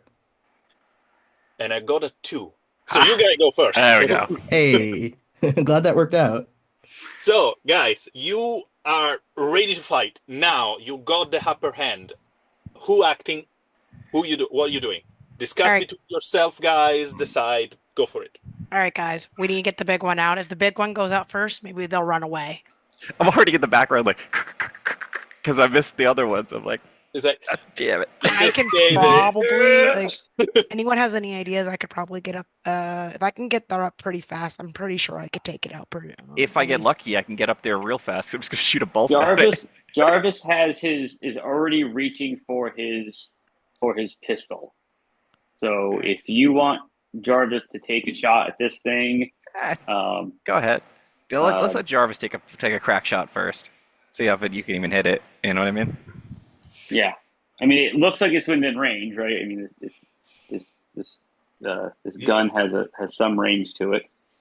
Yes.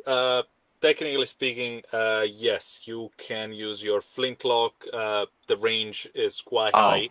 But it's raining. Oh man. Okay. Yeah. You're just. The thing is, I will give you a small penalty because of water on a flintlock. Sure. But sure. Please go ahead. I'm looking forward to see this. So take out your flintlock, aim. And I'm doing so this is going to be, where was it? I think I'm doing marksman. Yeah. I'm doing cunning and marksman. So that is 6d6 plus 3. However, it's only a +1 because of the rain. That's the penalty. Okay. I feel that's fair. It's downpouring. Oh, sure. I'm not complaining. I don't believe that I'm on a ship, but I'm not in a ship, so I don't get the +1. Oh, that was for dodging. Never mind. Yeah, that's for dodging. I mean, does anybody want to? Do we want to try to do a special attack? So I was thinking about that. I don't have a token. I don't have hit a token. things. I have a token. You have a token, and I believe Leo has a token. Oh, so that I re-listened to last episode, and I believe that you had gotten a token if you haven't used it. I do have one, yeah. If we all So spend all three, we might be able to do a really cool big so all three group of us attack.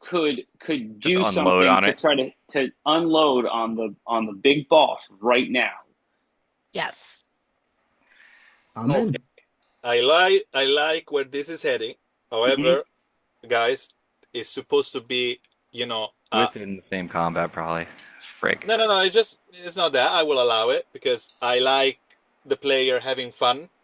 However, is supposed to be a one token for each player plus one. So if Oh, it's so we need 4. Okay. if it's, you need 4 for 3 players, or you need 3 for 2 players. So it can be 2 of you and Okay. one supporting. Okay. All right. So I'm not stopping. I'm just saying, in order to make these things balance, there's need to be something you guys spend extra. That's Okay. fair. So myself, Adrian, and Leo could spend them so that Rock and Jarvis Right, both yeah. can We both can just turn aim- in like a can dramatic kind of fashion. aim at the same time and fire at the same That's time. funny. We'll go with that. We'll go with that. So you guys cancel your critical token. You spend it, Mhm. Yep. and Rock, Jarvis, describe me how you guys together try to take these things down. You both roll. And we The rain is falling. I look over at On Jarvis. 3! I look over at Jarvis. Jarvis and I look over at Rock. We lock eyes. I see you're struggling to reload. I hold up my flint and I shake my head as you get the bolt in. You've licked the head. These are poisoned already, it, yep. and we both shake heads and we aim and fire at the same time. So you roll your archery, you roll your marksmanship, and we keep the highest result. Okay, so All right. I think we know who is going to roll higher, but you never know. Let's not assume anything. So I only have the 3 dice, I think, because I don't have any archery skill, so this is gonna be funny. Yeah. So I'm actually not rolling 6. I'm rolling 7. No, you're still rolling 6. You're still Okay. rolling 6 Okay, because all right. the critical token give you the opportunity to do this all together. Plus, it give the opportunity to keep the highest one instead of Hold on. Let me see. With my All right. dice. Yep. Go. Okay, because we're basing it off of might, right? So I'm only going to keep the highest and lowest because I don't have a proficiency. So it's just going to be 8. 8 plus my might is 9. I think you're going to be much higher, but go ahead. Go ahead. So I rolled actually 3 6s in that. So I assume God. I'm only keeping the 2 6s. You keep the 2 6s. One of them explode already. So please roll it again. I feel like your bullet just ricochets off my arrow or some shit, but that's fine. Let's play with that. And that's a 5. So that's a 17 plus the 1. So that's an 18. Okay, so this attack that you guys do with a critical token, etc., this united attack result in a critical from both of you. Correct. We're going off of his roll. Right. All right. This critical doesn't create another critical token. Nope. That's fine. But you both guys roll me your damage and you double it. Okay, so in your case, because you don't have the proficiency, technically speaking, you don't roll, but you're still going to roll me 1d6 because when you crit, you get that d6 no matter what. Okay, so light crossbow starts at 5, right? So I'm rolling a d6 in this case. In this case, I'm rolling a d6. Yes. Okay, so that's 9, and then we're adding my poison bonus, right? Which is 1d6. 1d6 on top of that. I add 5, so he's gonna already take 14. So, 14 from you, enjoy. and let's hear from the flintlock damage. So on your flintlock, it says damage. It says 6 plus skill d6. In this case, 2d6, but because you crit, you roll 4. So I'm doing 4d6 plus 6. +6, yeah? Yeah, you just shotgunned him. Again, it's like when Miguel stabbed it through its mouth. You guys need to you guys are lucky because I didn't hit you back yet, because that's the kind of damage I also do. The- So that is 19 plus 6, so it's 25. I'm sorry. We might have I rolled wounded a it, I 2, a think. 5, and 2 sixes. Okay, okay. So what's happened there is like you aim quickly with your crossbow and you shot. And this, this bolt just straight goes into the neck of the creature. And there is like a shriek of pain while the creature is just turning their head, their massive beak, towards you with anger. And there is just a moment before the blast and the little bullet, the circle bullet shot by Jarvis, hit the creature in the eye, and the rest of his head just explode. There is a panic from all the other creature that start immediately to fly away from this, while the massive creature just start to fall and land heavily, really heavily, just in front of you, Rock. I think we had it. I think we got. The thing is, it's not dead yet. No, but it's got poison every round because it's over time. Yes, it is. So the creature just put the claw on the main deck, just shook his head. Bits of his brain is just dripping on the side, blood everywhere. It just raised their head and, with a massive shriek, just called back all the rest.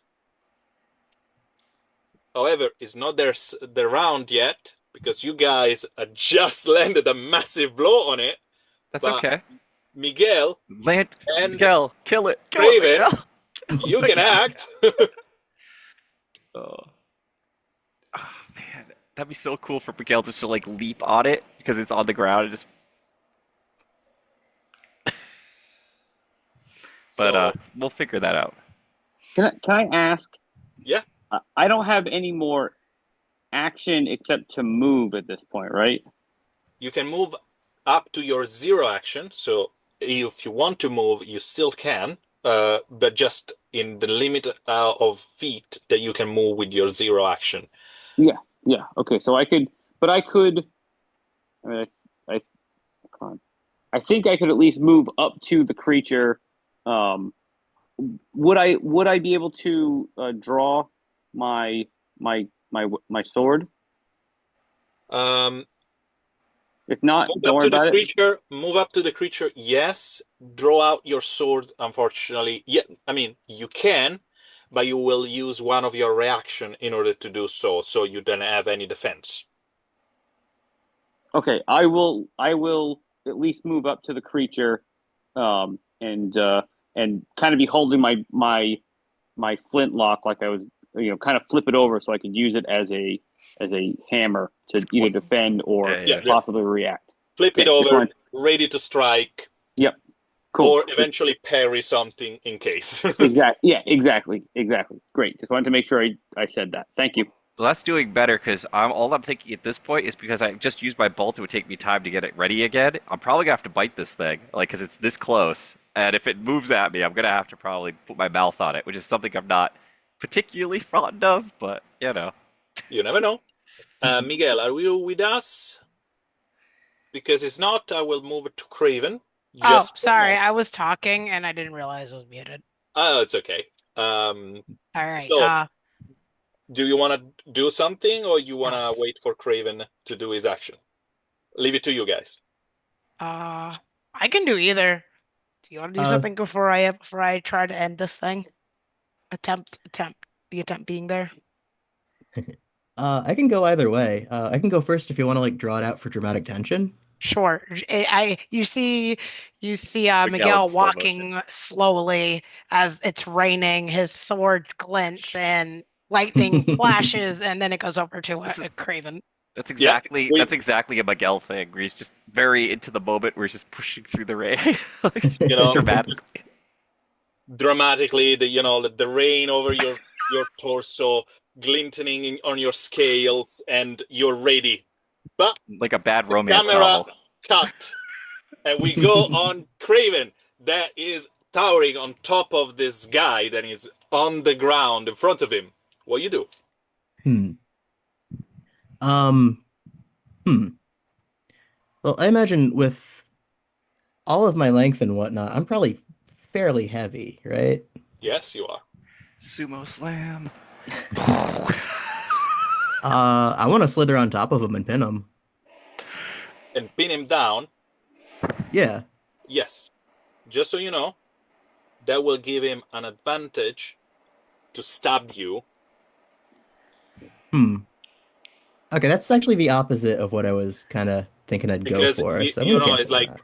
if you are on top of him, unless you grapple him and and you stop his arm for moving, they can just do this, and just Hmm. stab you on the tail. Yeah, I was kind of thinking of like maybe see if I could spread some of my coils out to like pin his arms down, but I think I am absolute bullocks at grappling. That's not your, I would say that's not your forte. Hmm. Um. Why your fencing skill and are very high. I remind you. Hmm. Because I'm just sort of thinking out loud through this a little bit. I don't think I necessarily want to kill him, Mhm. but I mean he's being kind of a butt. So Yes. yeah, I'm not big on killing, but yeah. Yeah, probably gonna have to. It's either that or the overhead Um, toss. What I would think is just he's near the edge of the deck. You might be able to kind of like push his body over because you're mass, kind of like. Yeah. that is very true. Yeah, but if you don't have the strength, that's still kind of a Oh, grapple. yeah, true. Yep. It's Still still a kind of a Hmm. grapple.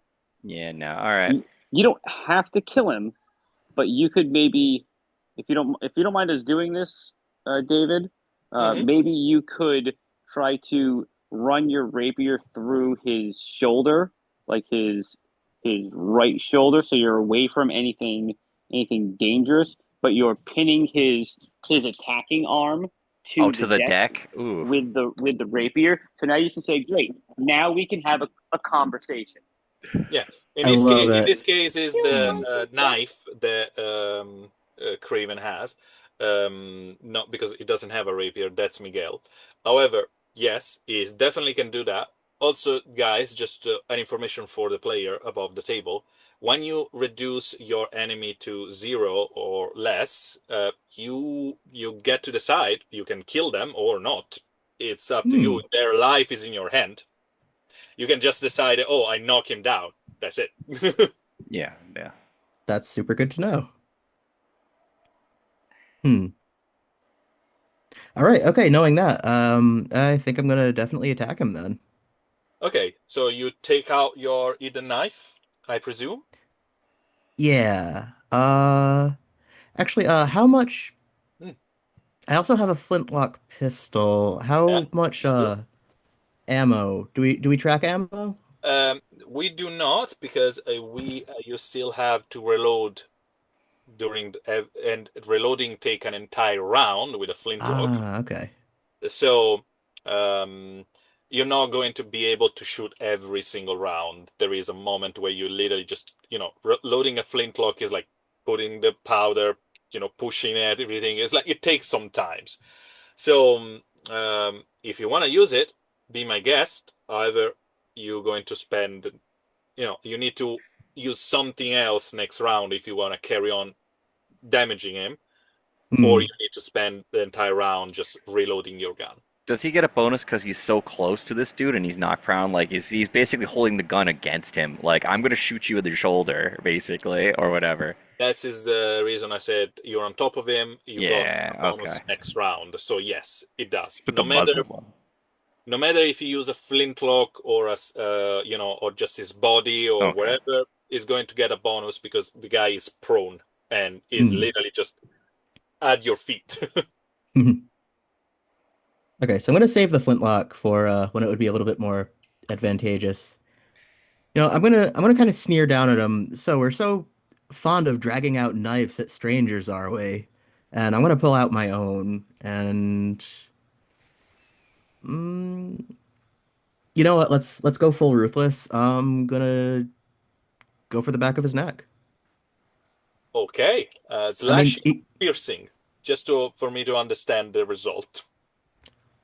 uh, I'm gonna stab straight down into the back of his neck because he wants the kid, and I mean, that's my little night buddy, so that's not gonna happen. Fair enough. So fencing, you got your agility +2 on fencing, and All you right. got a bonus of +3 on the roll, plus your bonus on agility. So it's already a 3. So you have got a +6. You pretty much cannot miss this. However, eating a specific part of the body, technically speaking, give you a malus, because you're not just is not you don't just attack generically, you just specifically try to hit a specific spot. So bonus and malus should cancel itself, but I'm not gonna do this because I like where this is going, so please go ahead. Okay, so how many dice am I rolling? You roll 4, 5, 6 dice, you keep 2, the 2 highest, and you add 6 to the final roll.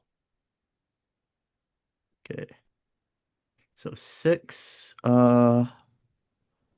Highest is a 5, lowest is a 1. No, you keep the 2 highest. Oh, two highest. Okay. 5 and a 5. So a 10 Yep. plus a 6, so a 16. Definitely a hit.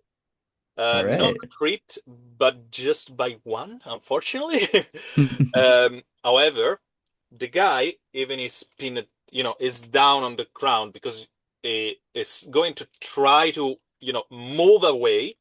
It has a malus, don't do that.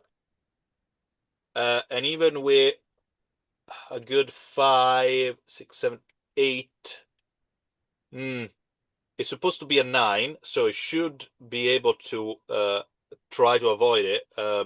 However, he has the malus, so no. He just try to move his body, just drag his body on the side, and you just stab it pretty much brutally on the neck.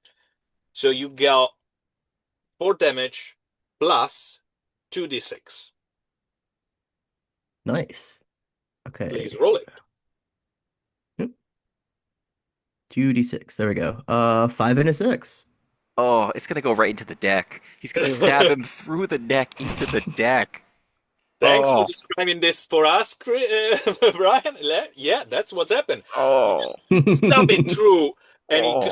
just pierce the muscle, and there is this gushing sound Over here. of the blood spilling out, and it just try to gargle and probably insult you, but the sound is muffled and horrible.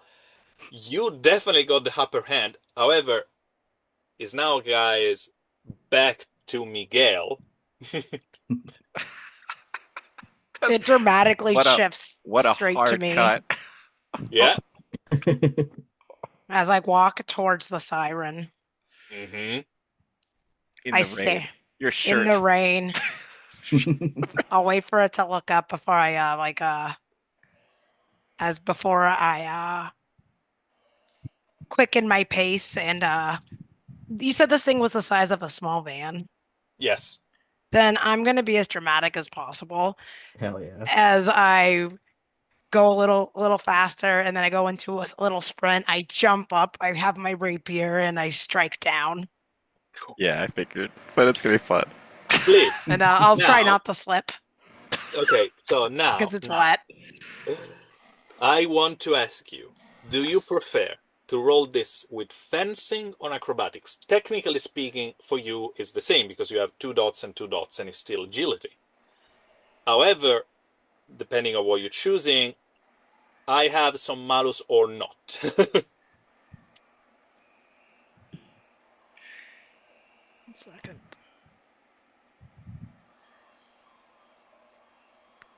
Normally, if I wanted the higher roll, I would have done with fencing, but I'm gonna do acrobatics because I wanted to make it fun. You because of the rain and etc., you got a -2 on the roll. Yep. So instead of your +3 on agility, you consider it as only a +1. But please, Okay. be my guest, roll it, and see where we're going. Goes into a tumble. Jazz is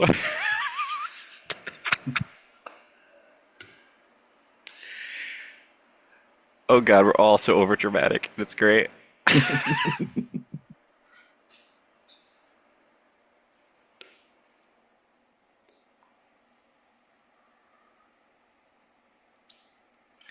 So that was a 11. Okay, interesting. The dice As to tell a let me know if I hit or not, and then I'll tell you if I have how I the try to dice save the decided to slip. tell us a different story than what we expect. Oh yeah. Because 12 is the number requested to hit this thing. Because, of course, it's big and is a little bit more difficult than the other. What's happened there? You're not going to tumble, you're not going to, it's just that your jump will stab it through one of the wings, damaging the wings, but not enough to reach the body and to actually put it to sleep forever. You create, your rapier just go through, you create a hole almost on something that is the same thickness of the sail that you get on the ship.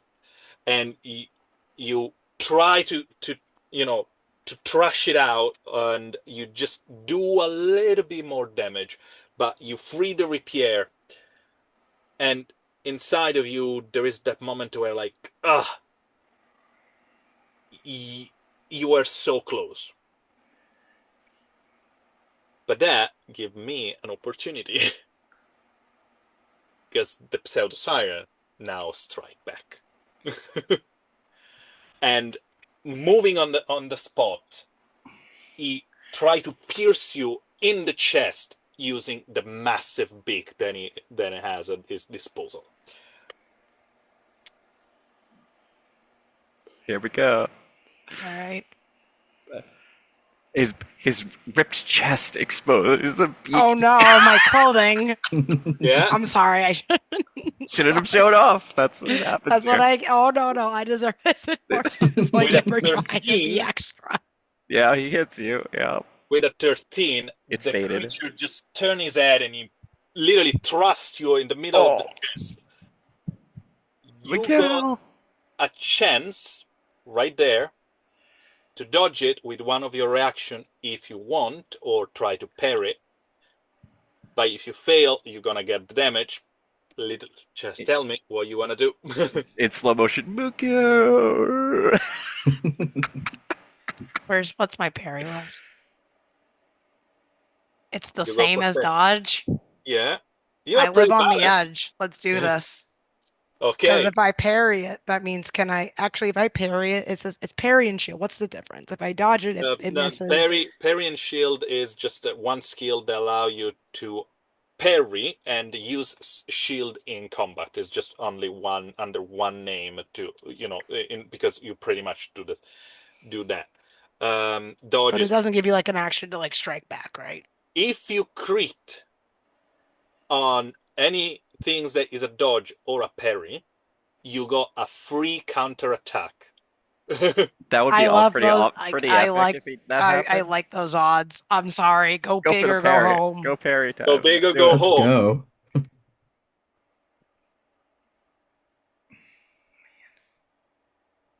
and you And don't have do it I still have mouse. the minus? Do I have the minus No, because it's raining? no, because is no on parry you don't have this because that was because of your acrobatics and the slippery surface. Right now is just you're raising your rapier to deflect the beak. So no malus on that. Okay. Let me see. Okay. Mm-hmm. All right. So with a 21, because these can only roll coin tosses. So the scene is the following: the beak just thrusts through your chest. You move your rapier with the elegance of any other duel you have done in your life. You've done those movements countless times. You know exactly what's coming. It doesn't matter if it's a falchion or a rapier or a massive beak. You just move your arm and you deflect it. And in the way that the thrust of the creature move towards you, the neck of the creature is exposed. Roll for a counterattack. All This is right. fencing. I just like the idea that other players in the background are being like, "No, Miguel," as the. And also you got a critical token because of your crit. Oh. 17.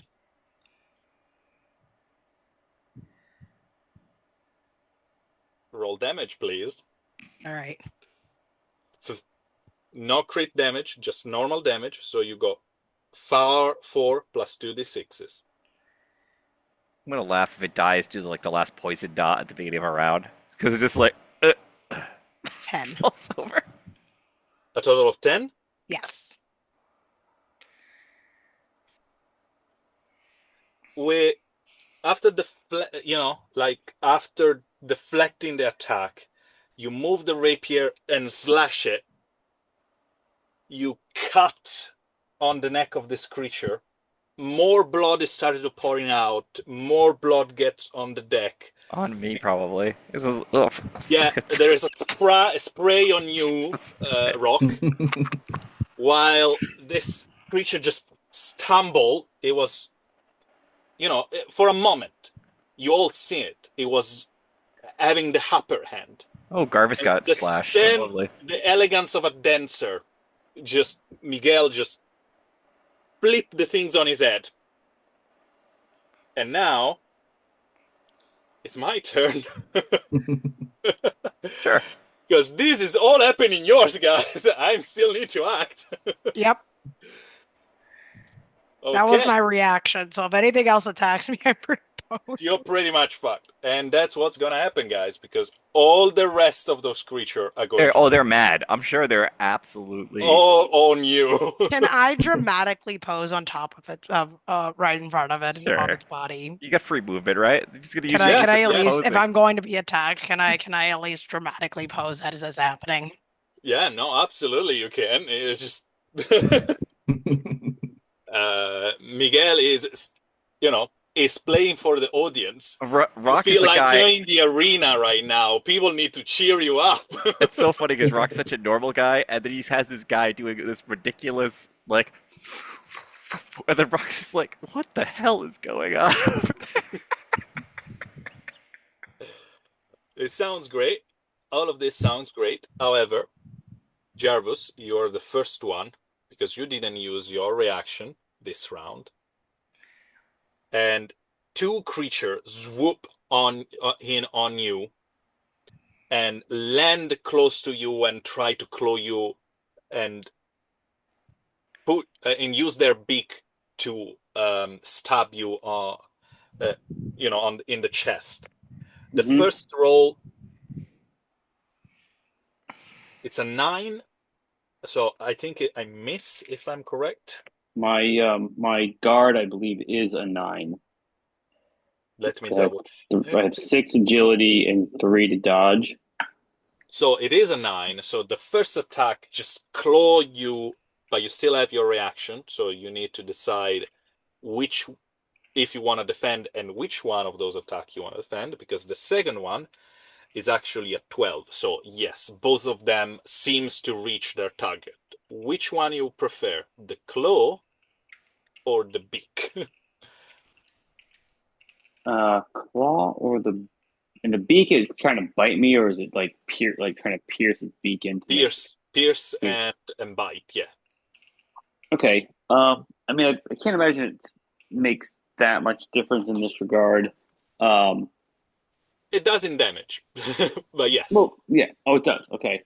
But I don't know. I don't know which one does worse. So I'm going to try um, to dodge the beak. Okay. So the claw will deal you 9 damage, Hmm. and I remind you that you wear some protection, Yes, I do. leather coat. Leather So coat. this 9 damage, you absorb 3 of them. So only 6 will reach Uh, you. it's actually 5 because I've also got natural armor, which reduces damage, 1 damage uh, Natural armor. Yes, you from have physical attack. your your skin is a little bit more tough, more leathery. So Hmm. yes, Hmm. Yeah, great. so We 5 need damage. 5 damage reach you. There is a small gash on your chest, Hmm. uh, and that is from the claw. The beak, Hmm. please try to dodge it. Okay, hold on. I just want to make a note about the damage. 5 damage. All right. And so as far as the dodge is concerned, I am rolling. I have 2 dots in dodge. That is agility. So I'm rolling um 5d6 Keep plus to 2. All right. one, the And highest, and the 2 highest one. If and is one there is and a one 6, can explode. yes. Um, what do we end up with? Oh, that's good. That's 2 6s. So one of those is going to explode. So that's a 12 right off the bat.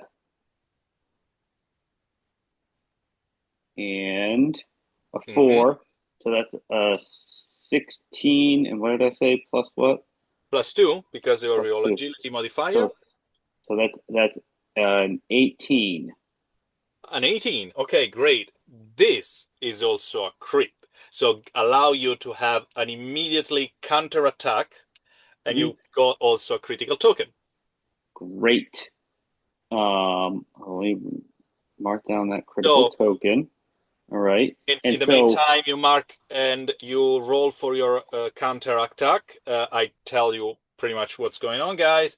So the beak try to reach you, you dodge out of the way, and so, so does it have to be a physical attack or can it be a magical attack? hmm, consider this. This is kind of a free reaction. Hmm. So at the moment is need to be a physical attack. That's fine. I just wanted to clarify. I assumed it was, but I wanted to just make sure. And all I've got on me is the flint. Yeah. So I'm going to attack with that. Bum. Um, I don't Uh, know. no, in this I'm going case, to hammer it. I'm going to hammer it with the flint, yeah, you can use it as I will say as an heavy, a brutal weapon, as a heavy weapon, like a club. or like a club, exactly. Hmm. Hmm. Um, uh, you all got the highest and the lowest in this case with your Hmm. might. So you Okay, roll dice and you keep both. I'm However, rolling might. because of your crit, I will give you a bonus. I will say you have a +2 on this roll. Okay, so I have 2 dots in might, +1, plus those Plus two. two, so +3. Okay, so +3. All right, cool, cool. 1, 2. Oh, So I rolled 2 4s, so that's an 8, so that's an 11. great. 10 is the difficulty. So Nice. you just hammer it and club it with the back of your flintlock. It Mm-hmm. doesn't do much damage in this case. It's going Mm-hmm. to do only the six. Sorry, out of the 6 basic damage, it's going to do a 4 damage. Mm-hmm. Uh, Mm-hmm. there is not much else you can add to this because it's just a quick reaction. But you hear this cracking sound. You probably hit the creature on the back of the skull. It just, like plunge down. It just, land on the deck. Is there? Sure. It's better than just getting hit. Yeah, of course. Mm-hmm. Now, there is not the only ones because another couple of them is now coming down to you, Rock. Can I ask one last question? I Yes, know. of So, course. so after that, I have no other reactions, right? No other reaction. Okay, just making sure. Thank you. One action, one reaction, and Yep. they have the same. So Yep. Just wanted to verify. no, no, of course. And in situation when there is multiple enemies, it's difficult to keep up with all of them because at a certain point someone will hit you and you don't know how to defend yourself. However, Rock, the first pseudo siren that try to land on you and scratch you and etc. just roll a 2. And instead of eating you with its critical failure, it's just plunge like literally against the deck on your feet. So that will give you the opportunity to counterattack if you want. Or you can keep the reaction for yourself in case you want to defend. I leave that to you. No matter what, they're going to have a malus on their next action. Or you going to have a bonus when you attack.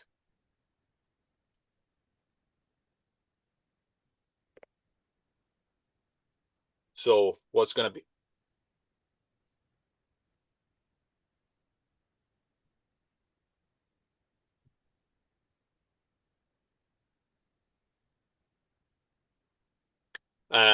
Brian, you are muted if you are talking.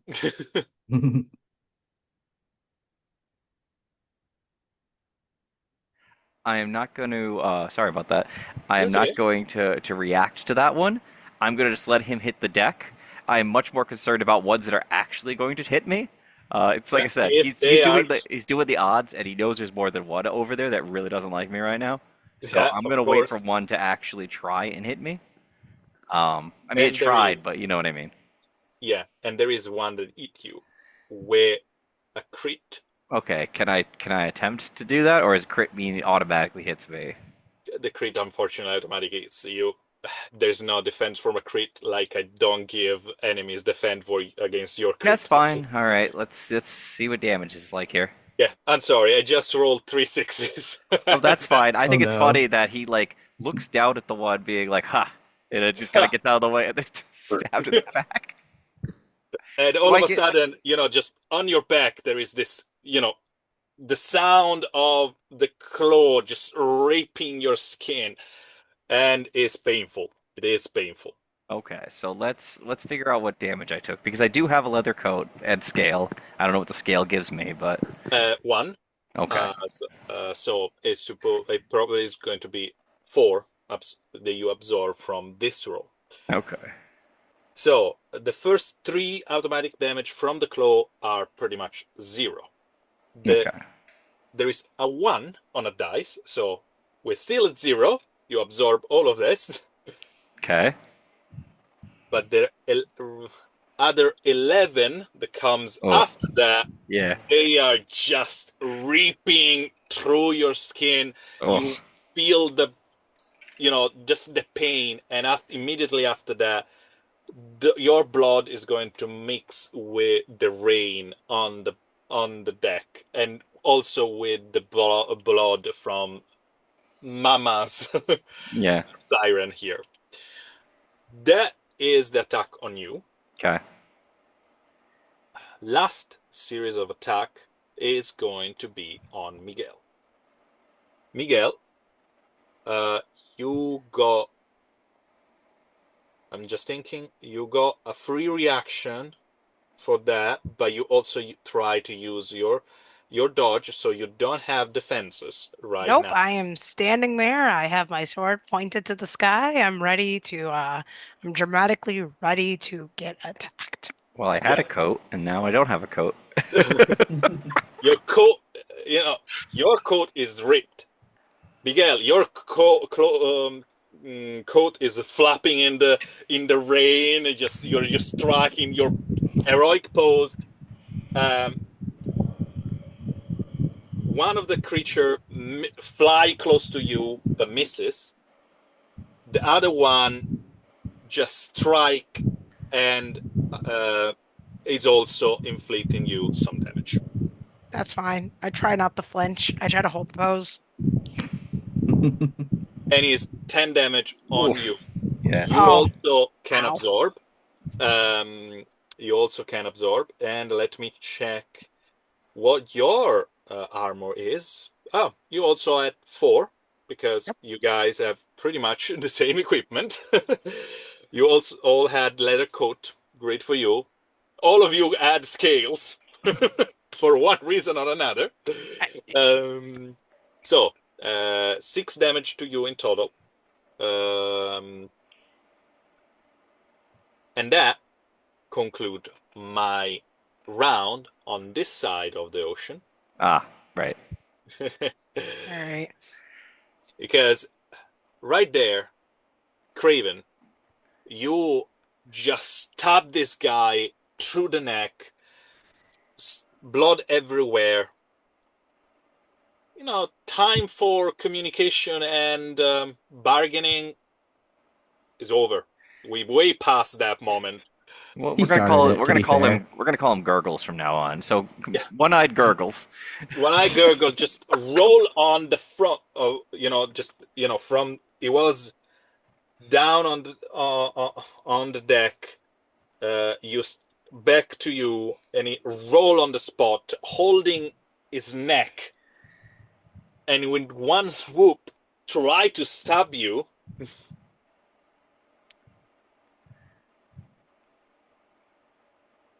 But you still have the thing that is because he's on the bottom and you are towering over him. You're going to have a bonus on the roll. However, I need to see if I eat you first, and that is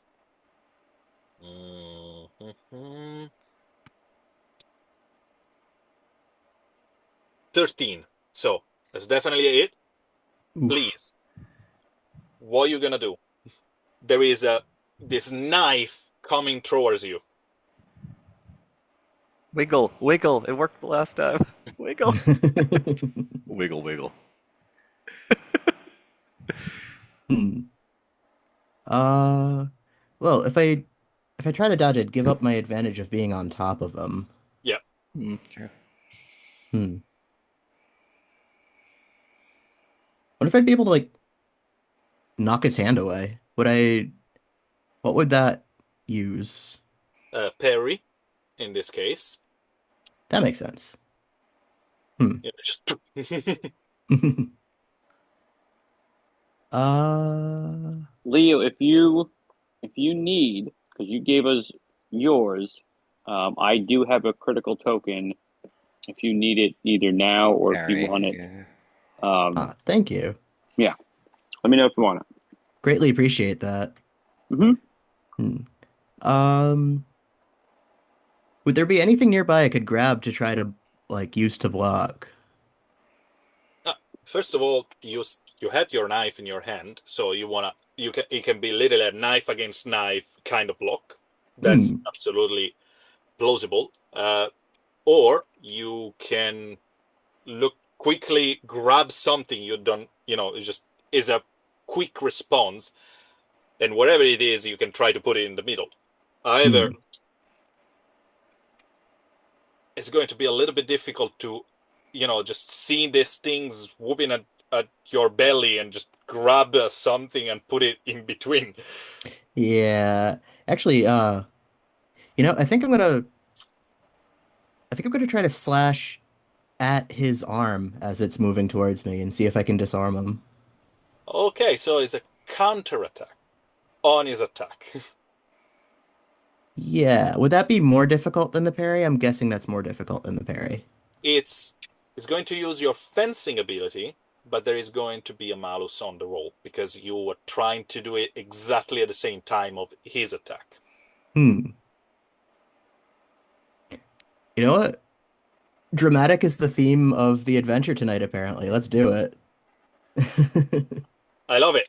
Please roll me your fencing. There is a minus malus on the roll, but I'm not gonna tell you. I want to see your result first. Okay, let's see. So fencing, I got 2 for that. Yeah, So, as usual, agility plus so the value of your agility, so 4 Is plus is he getting the fencing. critical token first or no? I just want to ask because he has to do it hmm. before the roll. Yeah. Do you want that critical token? Uh, let's hang on to it for later. I feel like we're gonna need it. Okay, Okay, want to great. Okay. offer it. So 6 Thank you. dice, keep the 2 best. Okay. Add Oh no. Okay, 5 and a 3 are the 2 best. So 8. yes, plus your agility modifier. Oh yeah. So 8 plus 3, so that would bring me up to an 11. Unfortunately, minus 4. That is the counterattack malus. That Oof. will go down to a 7.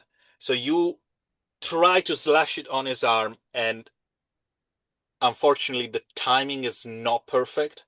And you see the knife literally just passing under your arm in the meantime you try to slash it, and the blade reach your belly and slash heavily on you Oof.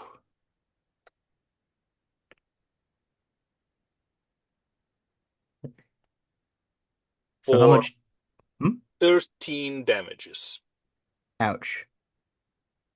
Yeah, I roll quite high on the dice. Sorry, guys. You deal a lot of damage, but I do too. So that Does he, concludes does he have our any? round. Does he have any leather armor or natural defenses? Is good. Uh, Is definitely going to. Is definitely has some scales. I tell you that. So you can add your natural scales and your leather coat. In your case, because of your specific on your race, your leather natural is the total is 5. So out of those 13 damage, you knock down 5 out of them. oh, sweet. Uh, Thank you for remembering that. I totally wouldn't have. Okay, So great. down to 8, right? Yeah, 8. Yeah, 8.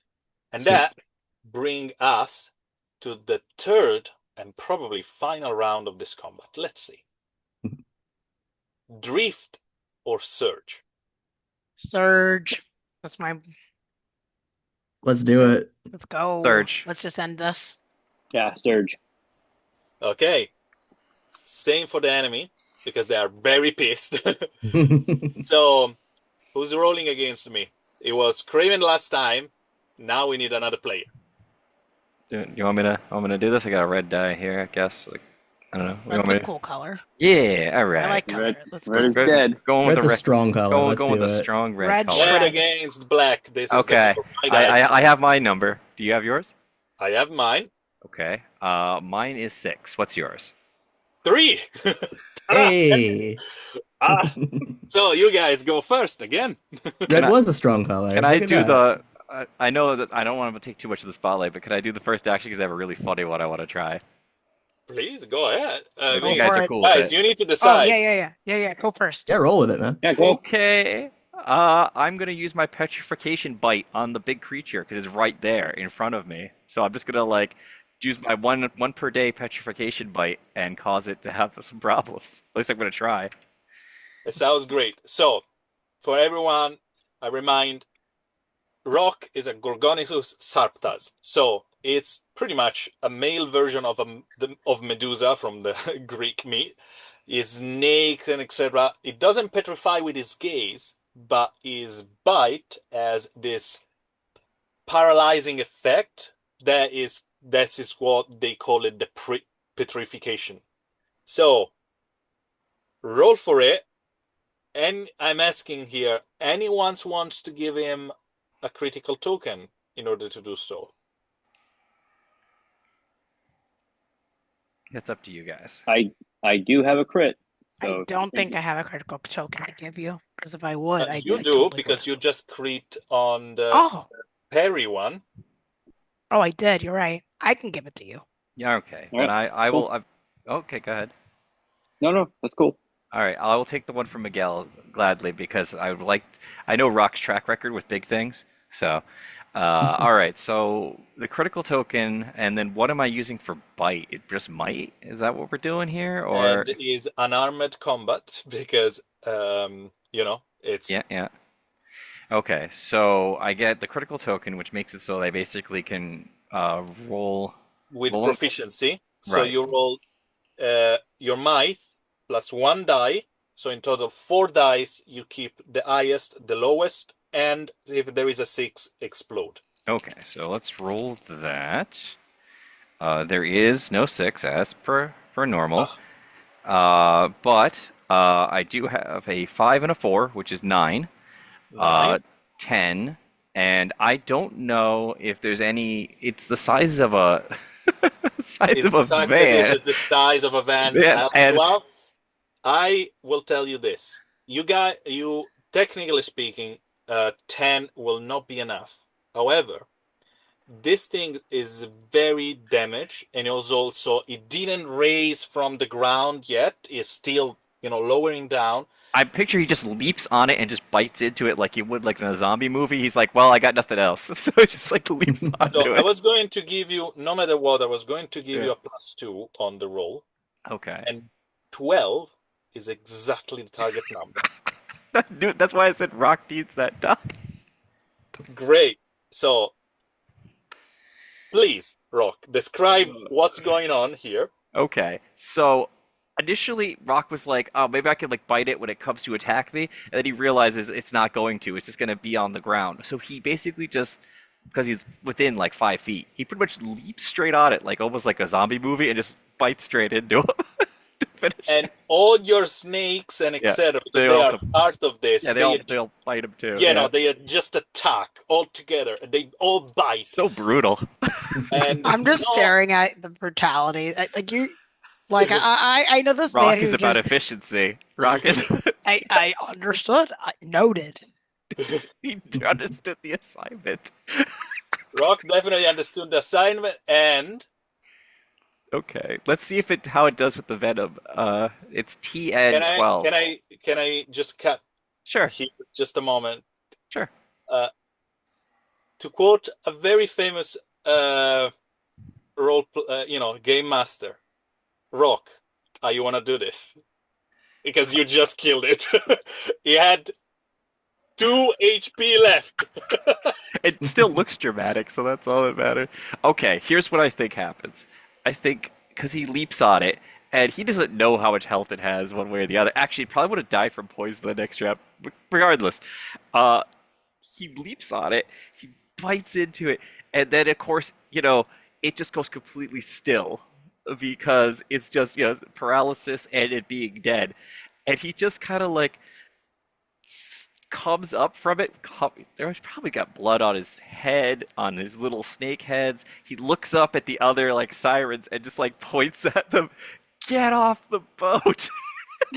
And just like points to them. I'm asking you, and I give you advantage on this. Yeah. I giving you advantage means then I give you an extra die. Yeah. Roll me an intimidation roll, please. Okay, let me see. Because you just killed Big Mama Siren. Just covered in her blood, like looks up at them. Let's see, intimidation. Where are you? It's under might. Oh, great, my favorite skills. Yeah. Okay, so just However, You can also use presence. I let you choose. I'll actually be better with presence than I will with might. Go. Okay, actually, no. Persuasion doesn't make sense. This is just trying to scare the crap out of them. So let's go with presence. Okay. And then I'm going to roll 3d6. 3d6. I gave you an extra dice, I remind you. So Oh, 46. so 46. Keep Okay. the highest and the lowest. I'm the king of averages. All right, so it's like a 7. I'm sorry, It 8. looks like a 8, 7. 8, and then presence is 10, and then for the bonus, and then did I have a +2? I think it was 12, probably total. No, if I the have- +2 was for for the attack, not for the Okay. intimidation. So 10. Yeah, 10. 10. Okay. You know what? Let me roll. All right. Because that is the equivalent for them to a saving throw. Right, that's fine. He's always got to hold it close to the line as possible. That's the way this is going to go. Yeah. Okay. Especially because, they act as a pack. They are flock. No, I know, So and the moment that the leader is gone, there is going to be a moment of like, because I leapt on her, I assume I'm just basically standing on her corpse with my head like covered in her blood, screaming at them. so, Miguel, Rock, Yes. Jarvis, they all start to fly away. All of you got an opportunity attack if you want it, or you can just let them fly away. You know what? I'm gonna let Rock have his moment. I watch them fly away. I'll be like, just because this is not a rational moment for him, which is very unusual. He's kind of just like stomping on her, be like, "That's right, you leave, get off the boat. I got stuff I gotta do." I So wrap my arm around you. It's like, You're Harrison Ford in that movie. Get off my ship. But it isn't his ship, but it's more like he just You wanted know. to do regular sales stuff today. Like that's what he did. And then this happened. Just like stomping on the corpse.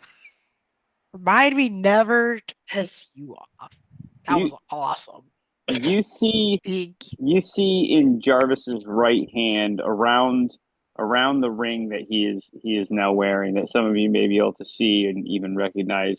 You see like sparks of lightning and electricity as it looked like he's about to just throw it out at in an arc at all of them, but he refrains himself No. and just No, and, he and like he could see it. Yeah. So he goes, yeah and "No, let him go like back." so well that because that was gonna be his attack Yeah, anyway. that's He was fine. gonna throw an arc of electricity and try to hit like 3 or 4 of them. No. So No. he sees them all like scattering in different directions, and he looks over at the two of you and just kind of gives you a little nod and then just falls over.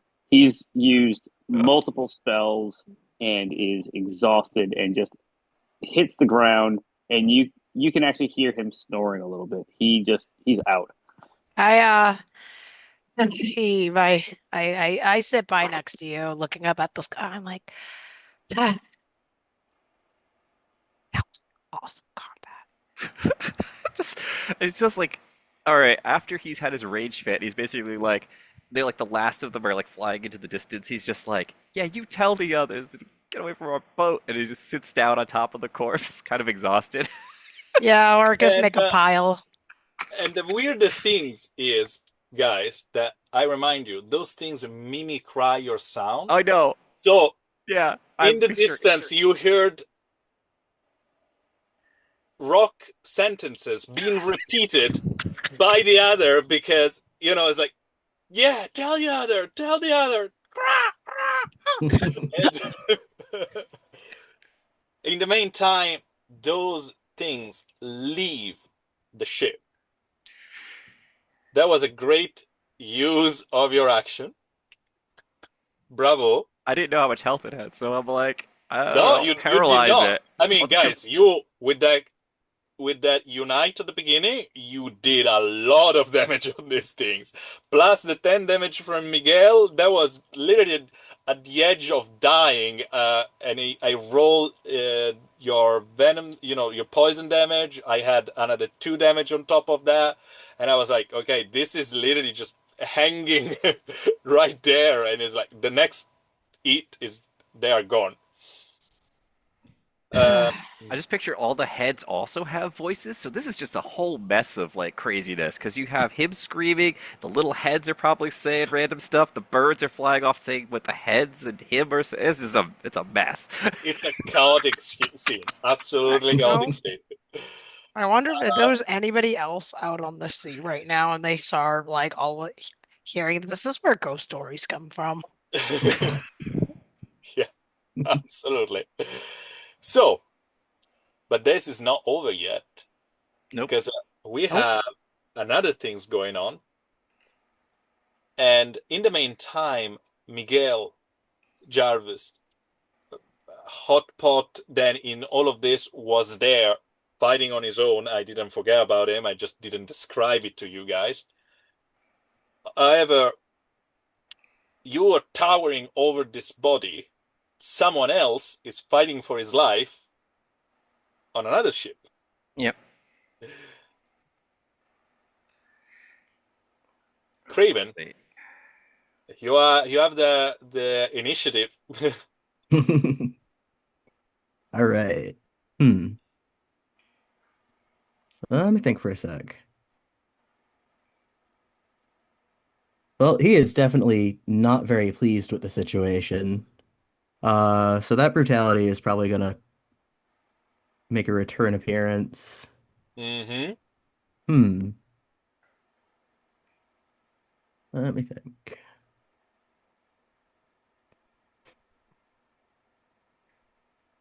So he just stabbed me.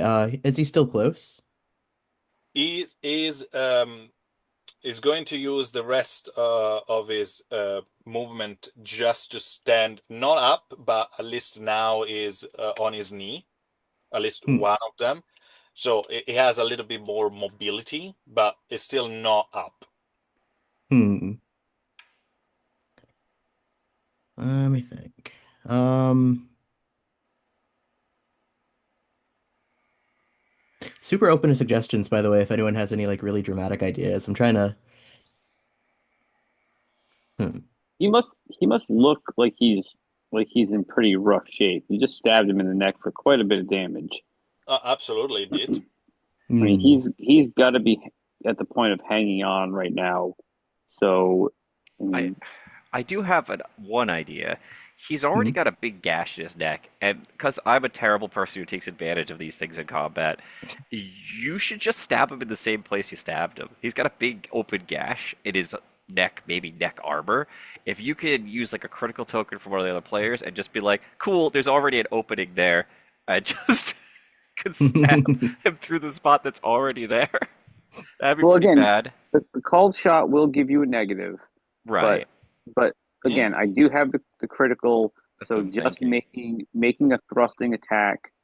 Uh, Um, you I gave think it your token to No, Raw. Miguel gave me. Miguel did? Right. Okay, Yep. so yes, yes, yes, Jarvis. Hmm. Jarvis has the other one. Yeah. yeah, Sorry, I yeah. just No, that's fine. swapped them. We It we was were a all swap. throwing them, ready to throw them in. That's Yep. so yeah. I would say make an attack, use the critical, uh, just try to end it so that you can be safe, because you give him an opportunity and he gets a critical, and your fight could go badly real fast. So Yeah. I think don't. I mean, yes, you want to be fancy and everything, but in this Yeah. moment, Right. being Either is alive is good. being alive is more important. Being alive is the fanciest thing you can do The sometimes. fanciest, you can always piss on his dead body afterwards. Sometimes you just got to reach out and bite somebody. It just Yeah, happens. It's a yeah, thing that happens in the middle of a fight. yeah. You know, Sometimes I'm you gonna just give get him a into big your old rage. kiss with my knife. So, There you go. Yeah, please go for it. all right. So, opponent Your effect. bonuses on the attack because of is not on the ground is only a +1 right now, not a +2. Hmm. But you still have that little hedge. Okay. And I'm rolling. I'm sorry, I keep getting all mixed up with the dice. I apologize. That's the Don't worry. Agility plus okay. fencing. So Your case is 6 dice. okay, perfect. Keep the 2 highest one, and you had Sweet. a +3 on the roll. In this case, a +4. Wow, I rolled badly. Okay, well the two highest are a four and a three, Mm-hmm. and the rest were all twos. Oof. Uh, So 4 and 3, 7, okay. +4, 11. I remind you that this guy, God, is a 9. So even if you roll bad, it's not so bad because you eat, actually.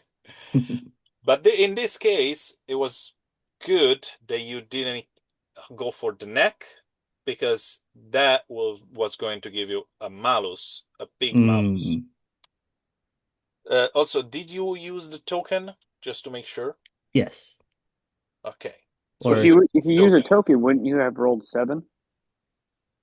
Yeah, because you also keep the token. So you oh, keep 3 dice. okay. So should I roll again or Did you roll six Or d6 or 7 dice. 7 d6? yeah, I just rolled the six. Okay, Or so just you need to roll roll one another more dice. Yeah, just roll an additional die. Okay. I got a three. Okay, all right, there you go. there we go. So still a hit, a better one. There were, but please, let me see if I'm able to dodge that. So the total of your roll is we would say 7 plus 3, 10 plus 3, 13. It's That's correct. 14. It would have been 14. 14 because it was Because I had +4. the +1. Yes, thank you. Mm, Thank you, Mm-hmm. Jarvis. thank you. That what I need to dodge. I started good with a 5, but unfortunately for him, the rest is a 1 and a 2. uh, and yeah, and another 1. So yeah, no. I try to get out of the way and you slash heavily. Please roll the damage. Is 4 plus 2d6s. Could you repeat that for? 4 plus 2d6s.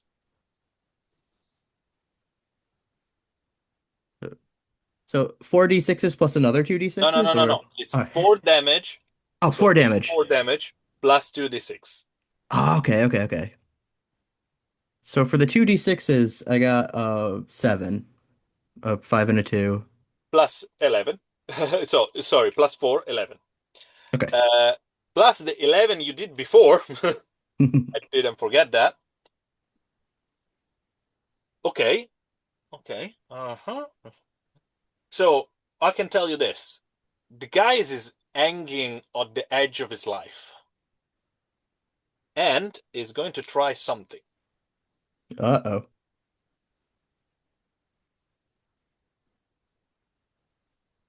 You see him opening his shirt like a tiny bit, and under it, you see a glyph, like a rune, imprinted on his body. And he's saying something. Unfortunately, because of the neck wound, is going to probably gargle it more than anything. So, like, something. That's what you hear. Is there is some words in there, but you don't understand what actually is being said. The glyph all of a sudden just light up, and his eye start to go brighter, and he just lunge at you. Kind of a screaming sound coming from his lung, but the mouth is steel, and it's almost like nothing seems to actually come out. I roll a 14, so it's a hit. What's Oof. your reaction? Hmm. Um. Oh man. Whatever your best set of dice are, dodge or parry. I would get Or out of the you way can of that. try to counteract attack as again. Hmm. Yeah, I feel like I would try to dodge as best as I can. I would be too caught off guard by that to even think of parrying. Okay, so please go for it. Okay. So your So I have dodge is 1 dot, your agility is 4, so you roll 5 dice, you keep the highest, the lowest, and if there is a 6, explode. okay. Highest is a 5, lowest is a 2. So I got 7. Plus your bonus on agility. Oh, so 7 plus 3, so 10. Okay, unfortunately, that Hmm, is not enough. That not won't good. be enough because that 14 is the number to beat. Hmm. Lucky for you,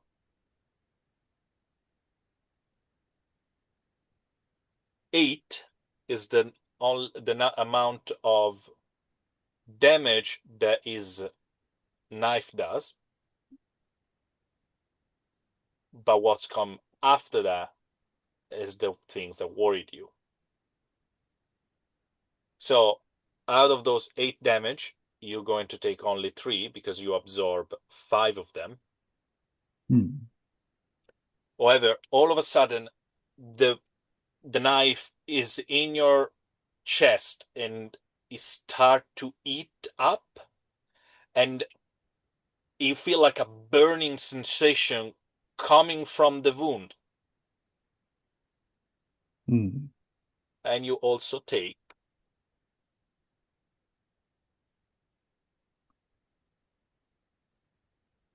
11 damage from fire. Oh shit. You're not doing well. I remind you, you have 33 HP.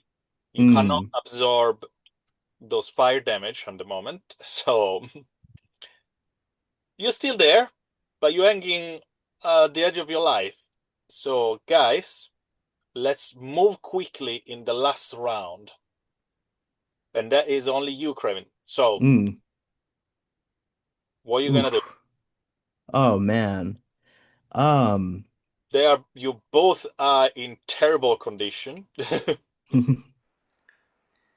Go for uh, that push. Just take him down. Take him down before he gets you. 1 sec, I'm checking my character sheet. Yeah, yeah, Uh, go for it.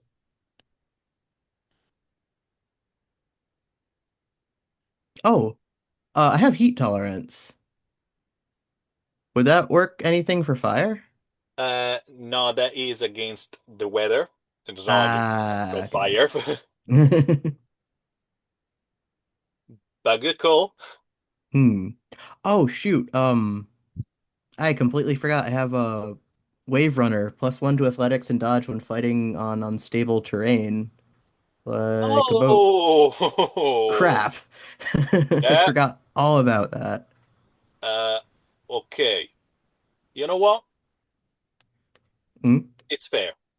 I will give you the opportunity to roll again. So scratch that damage because you have that bonus. Scratch that damage. All right. Let's rewind time just a tiny bit. Roll me that dodge with a plus. It's only fair. Uh, Thank you. Okay, so that dodge. That would be 4 for the agility, +1 for the dodge, so 5.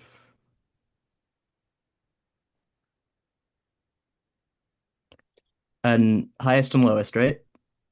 Dice and always there is a 6 explode. Okay. So highest is a 5, lowest is a 2. Same of before. Yep, 7, but with the bonus. Plus 4. Oh, yep. Yeah, so unfortunately, still not enough to beat that roll. Hmm. You got a that glyph gave him a huge advantage on that roll. Yeah. So the A for damage is still effort. there. So we are in the same situation. You need to tell me what you're gonna do. Mm, Oh, one sec, my computer's being all weird. Okay, why are we doing this?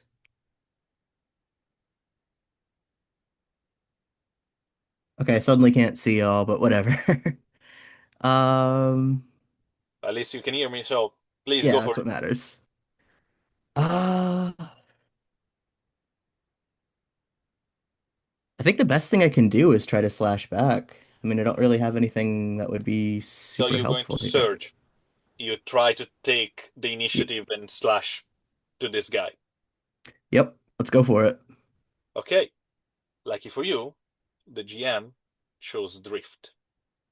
So you go up first. And when I say lucky for you, it's just because you won the initiative, not because it's a good thing for you. Mm. Oof, okay, I better finish this. I'm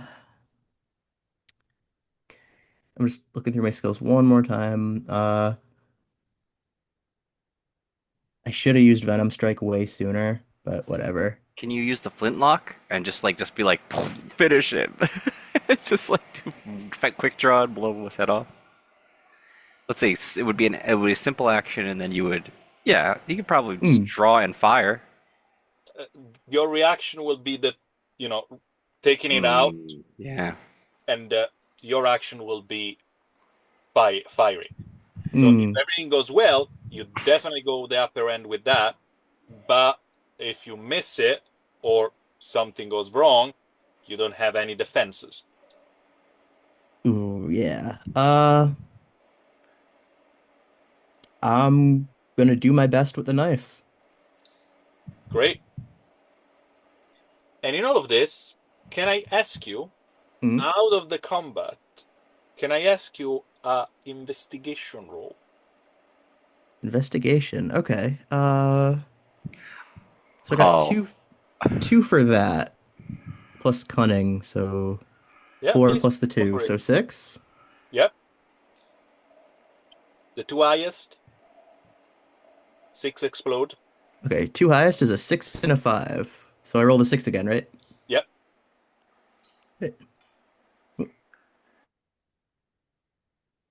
And I got a three. So we got an 11 plus 3 plus your cunning modifier. Yeah, you notice something behind him on the door that leads towards the inside where there is the sleeping couches and etc. You see a little tiny figure Ooh. coming out holding a pillow on one hand and with a sleepy head just cleaning her eye, looking around.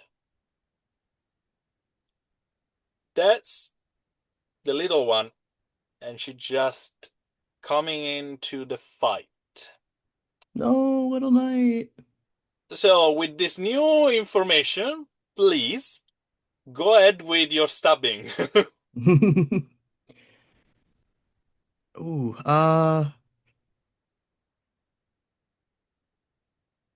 so would I be able to position myself between her and the carnage so she doesn't maybe see my knife go through this dude? Because I feel like that would be upsetting. um, you need to literally just go around him because at the moment it's you, him, and behind him, her. Mm.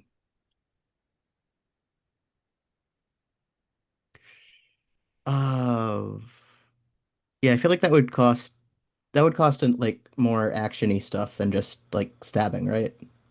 Yep. Yeah. Can't afford it. Not right now. So I'm just gonna go for the stab the best that I can. Please roll for it. In the meantime, I'm rolling here for other stuff. So Okay, so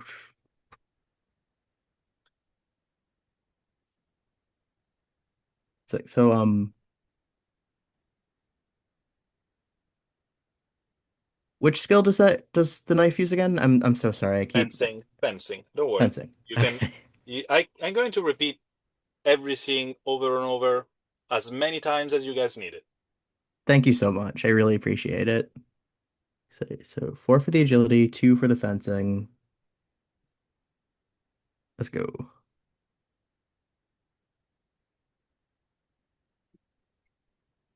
And it's two highest or highest and lowest again? The two highest. Two highest. All right, six and a five. Mm-hmm. And does the six explode for this? Yes, of course it does. All right. And that's a three. So we got 11 plus 3, 14, plus your agility modifier, So up to 17. 17. 17 on the roll. You almost crit on this. Unfortunately, you don't crit by one. Ah, so Yeah, I close. know. And it's upsetting when it happens.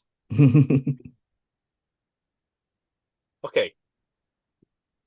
So, this is an interesting evolution of events. I just rolled some dice, as I said, and something kind of funny, kind of weird happens because Lucia, see what's going on and throw her pillow that hit the guy in the back, and it was like completely unaware of what's going on. It doesn't do any damage on it, but they give you a little edge. So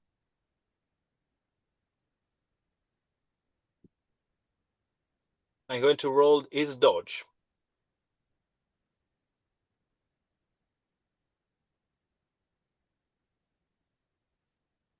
How many damage you do? Basically, you do 4 plus 2d6s. Okay. Please roll the damage. This is kind of weird, but I want to see where it's going. So four plus two d6s. Okay. I got a six and a one. So 7 Yep. plus 4, 11. You are, just you did 11, 11, 11 every single round to this guy. Okay, Craven, describe me what's going on because you just stabbed this guy to the death. Hey, And I survived my first combat. this pillow that just came out of nowhere, just literally, just this has happened. I'm not joking, guys. I just roll because Lucia was, you see this, she will get involved.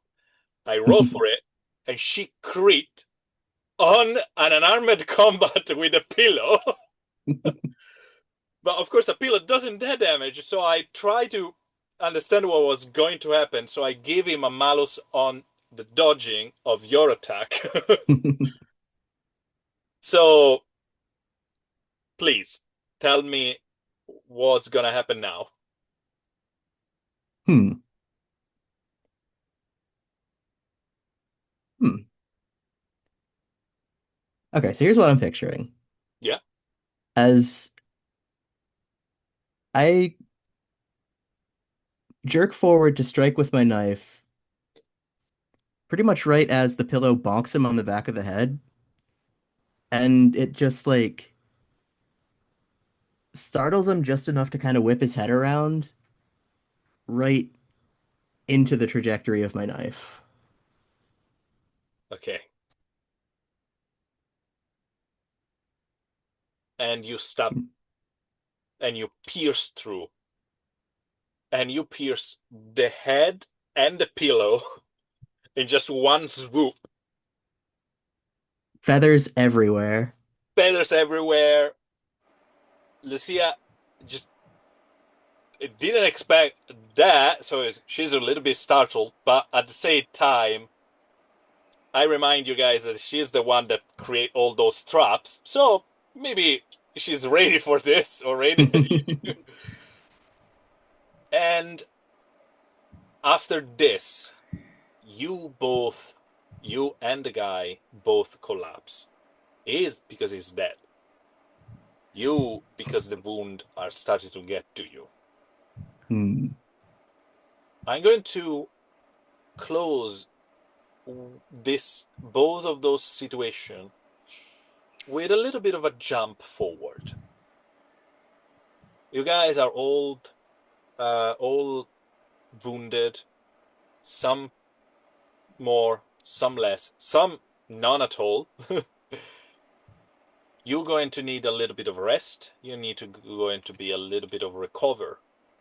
And you still have a few weeks of traveling ahead of you that will give you that. But almost at the same time, from two different points in the archipelago, you guys are going to hear the following words. Land! As you guys are now in the moon's sea that surround Aegeus. And the sea is calm as you start to see the green hills of Aegeus, the shoulder up from the coast.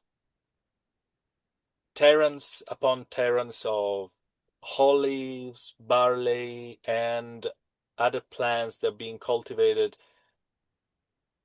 that rolls down towards this roofed village, ribboned by dry stone walls, white walls that with nice terracotta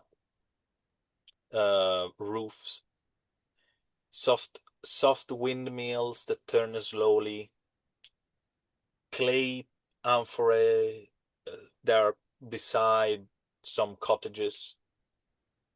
And more you get closer, more you go into it, you go to this modest harbor that almost seems like to cling on a bluff.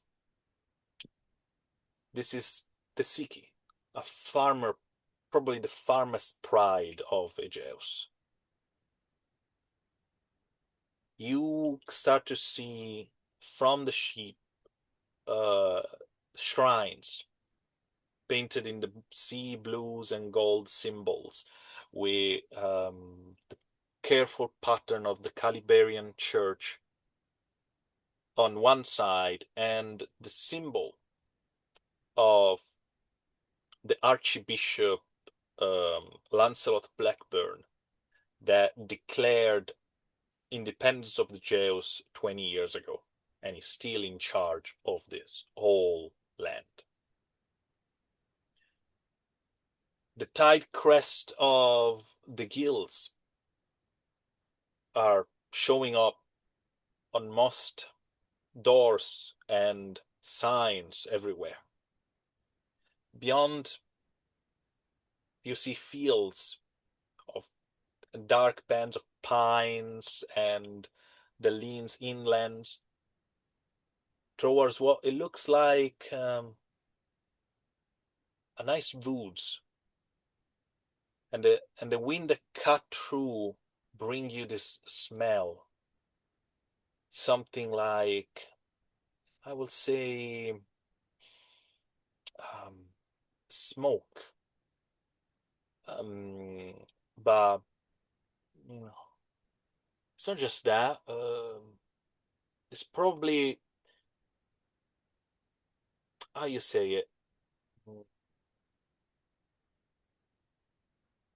Sorry, guys. Words escaped me for a moment and I ruined it. No worries. Yeah, no worries at all. It's late. It's really late for you. Yeah, I'm going to close here just so you guys have the rest of the night free. But anyway, yeah, because beyond the fields there is this dark line of pines that leans inland, and there's the wind that brings you like smell of spices and smoke, and probably the terracotta that is being cooked to make the amphoras and the urns and such like. And you got these feelings that this place is powerful and calm at the same time.